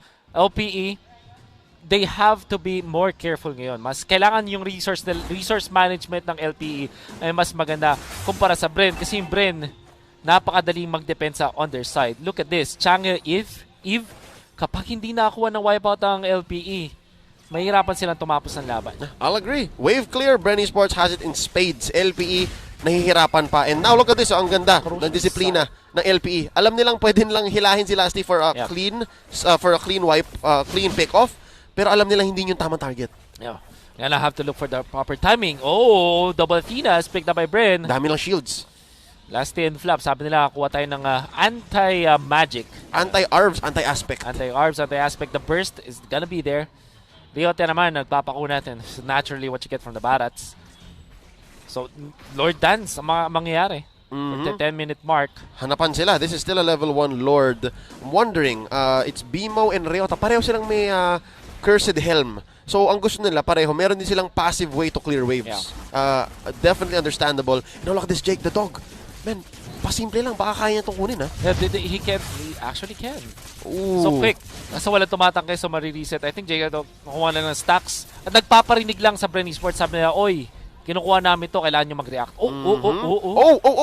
Okay, Kupa gonna go down. So at least alam nila for a few seconds, no pun intended, walang real-world manipulation. So I think this is a great time for LPE to try to go for more than just a pick-off. At least 2. Oh, look at that.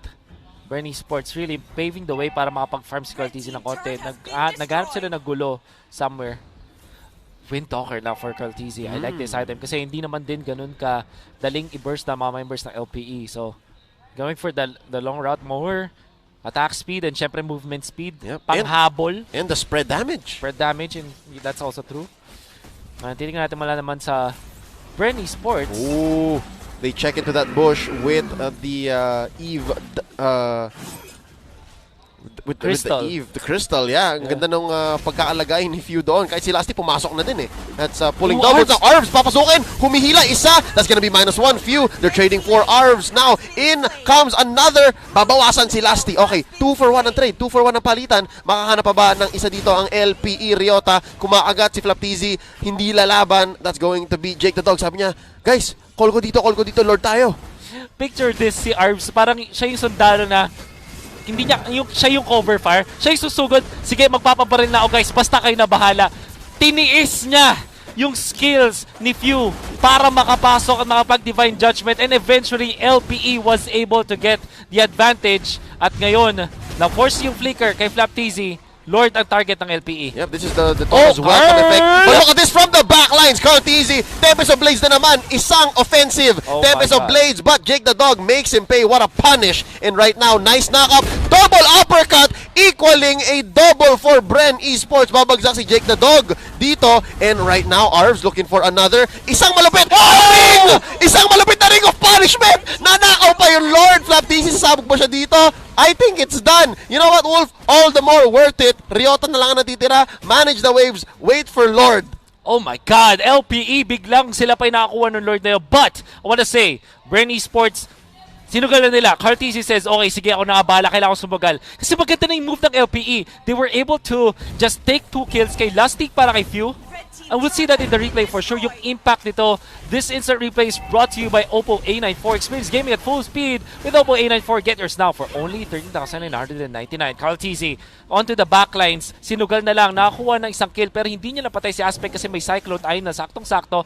The punishment was there. Arvs gets the kill onto Carteezy and will do another MVP-esque play with this one. Sabi niya, sige ako na bahala. And Few was able to just put him so low. Kaso walang retry on both ends. Arvs with that. Alam naman natin masakit na yung hampas dahil dun sa passive ng isang Kaja. And that's what you get with a mid Kaja, not a support Kaja. That's the mid Kaja. But right now, Carteezy smells another, goes for the Oh my God! Pero sobrang sakit na ni Jake the Dog. Hak. Hinaagat niya na lahat sa Bren Esports. Papabagsakin niya din si Carteezy again. Just about to find his groove. Sabi ni Jake the Dog, easy ka lang, nag-champion ka na, kami naman. And right now, LPE about to knock on Bren Esports' door. Sila pa talaga. Although there's some very good defense coming out from Bren Esports. May Changa, may Eve. So, defense is there. I wanna say, katulad nung sinabi natin kanina, Leo, hindi pa rin talaga safe kay Carteezy. Kahit gano'ng karami pang farm, kahit ang gap niya kay Aspect ay 3 items. When it comes to team fights, kaya niya mag-ingat. Because you have so much punishment coming out from LPE. No, kayang-kaya din talaga until the end. So, this is definitely a game na kailangan mag-ingat on both teams. Para naman sa side ng LPE, ang ganda ng mga ideas nila dito. I think their executes are so good. It's just that yung Bren Esports ay nakakasagot din naman. Do take note. But in the last few minutes of the match, you're gonna have to give it to LPE.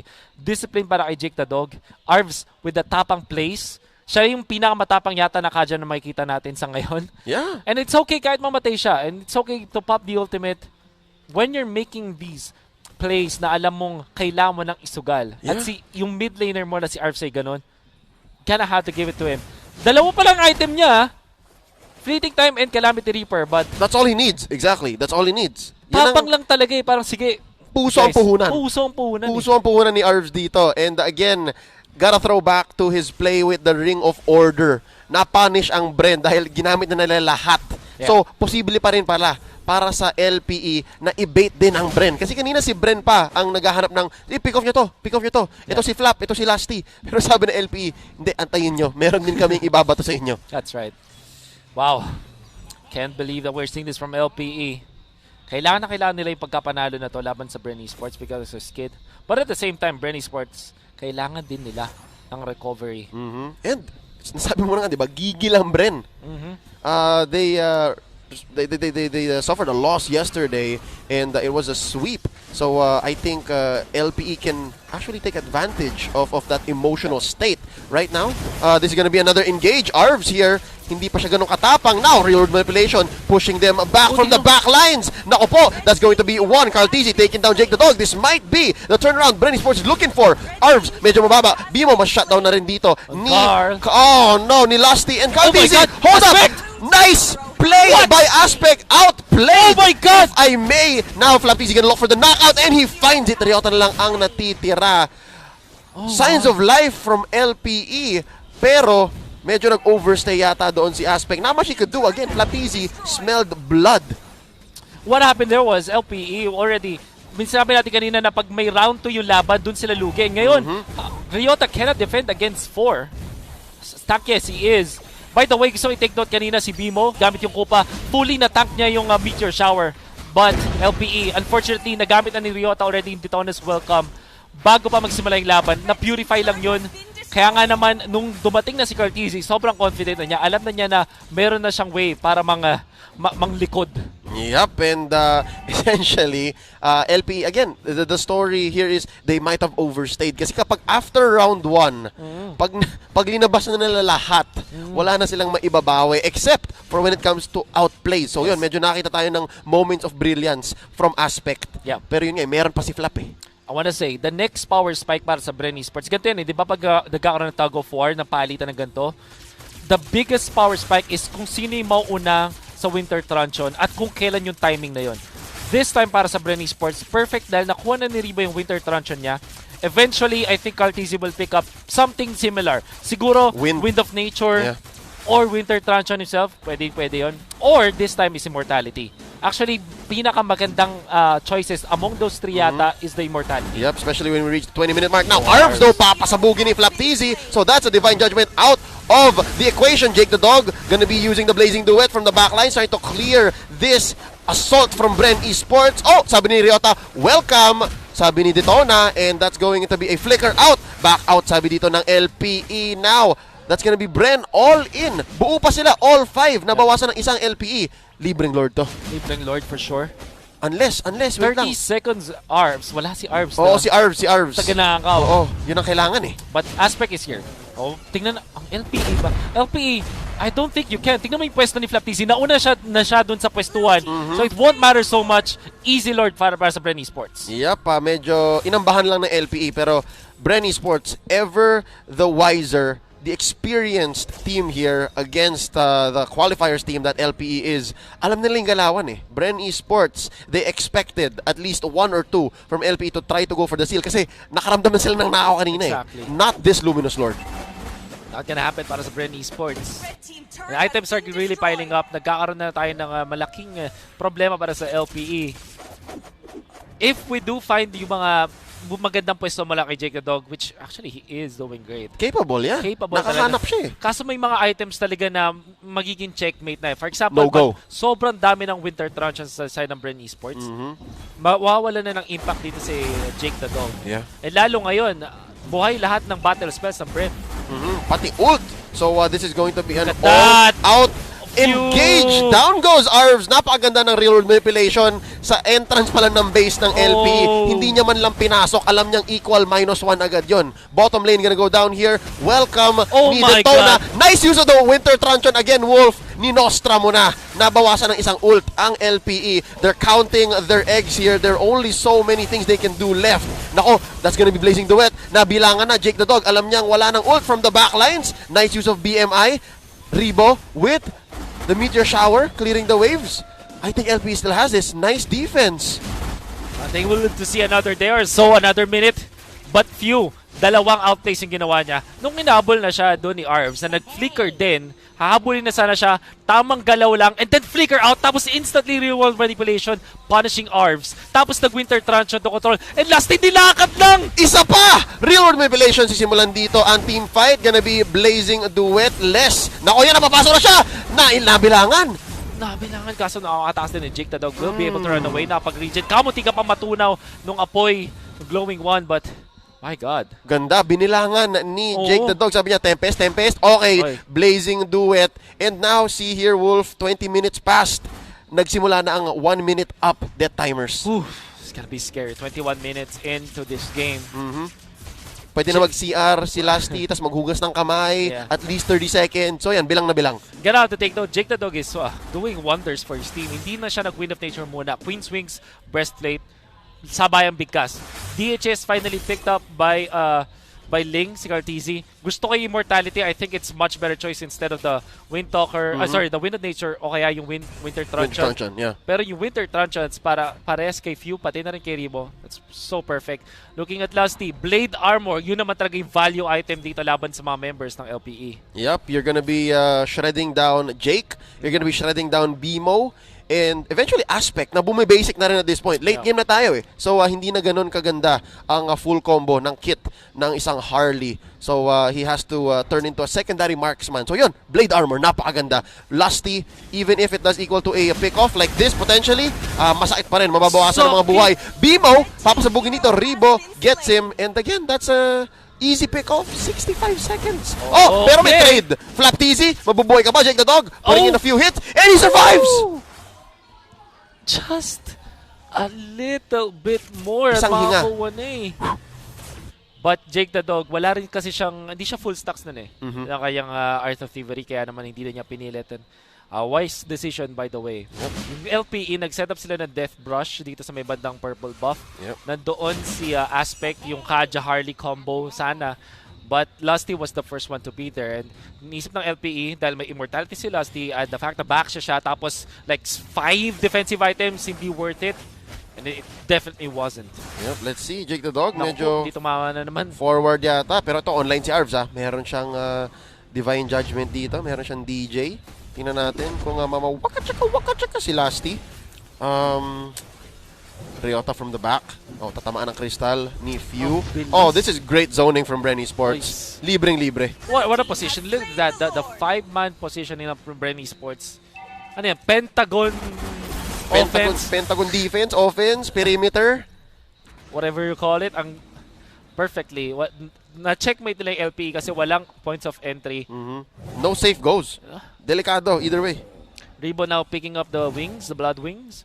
Maunat na, hindi na madali. Even with the combo, tas may Winter Truncheon pa siya. Napakahirap na i-1 si Ribo. Mala X-Borg yung light bar niya.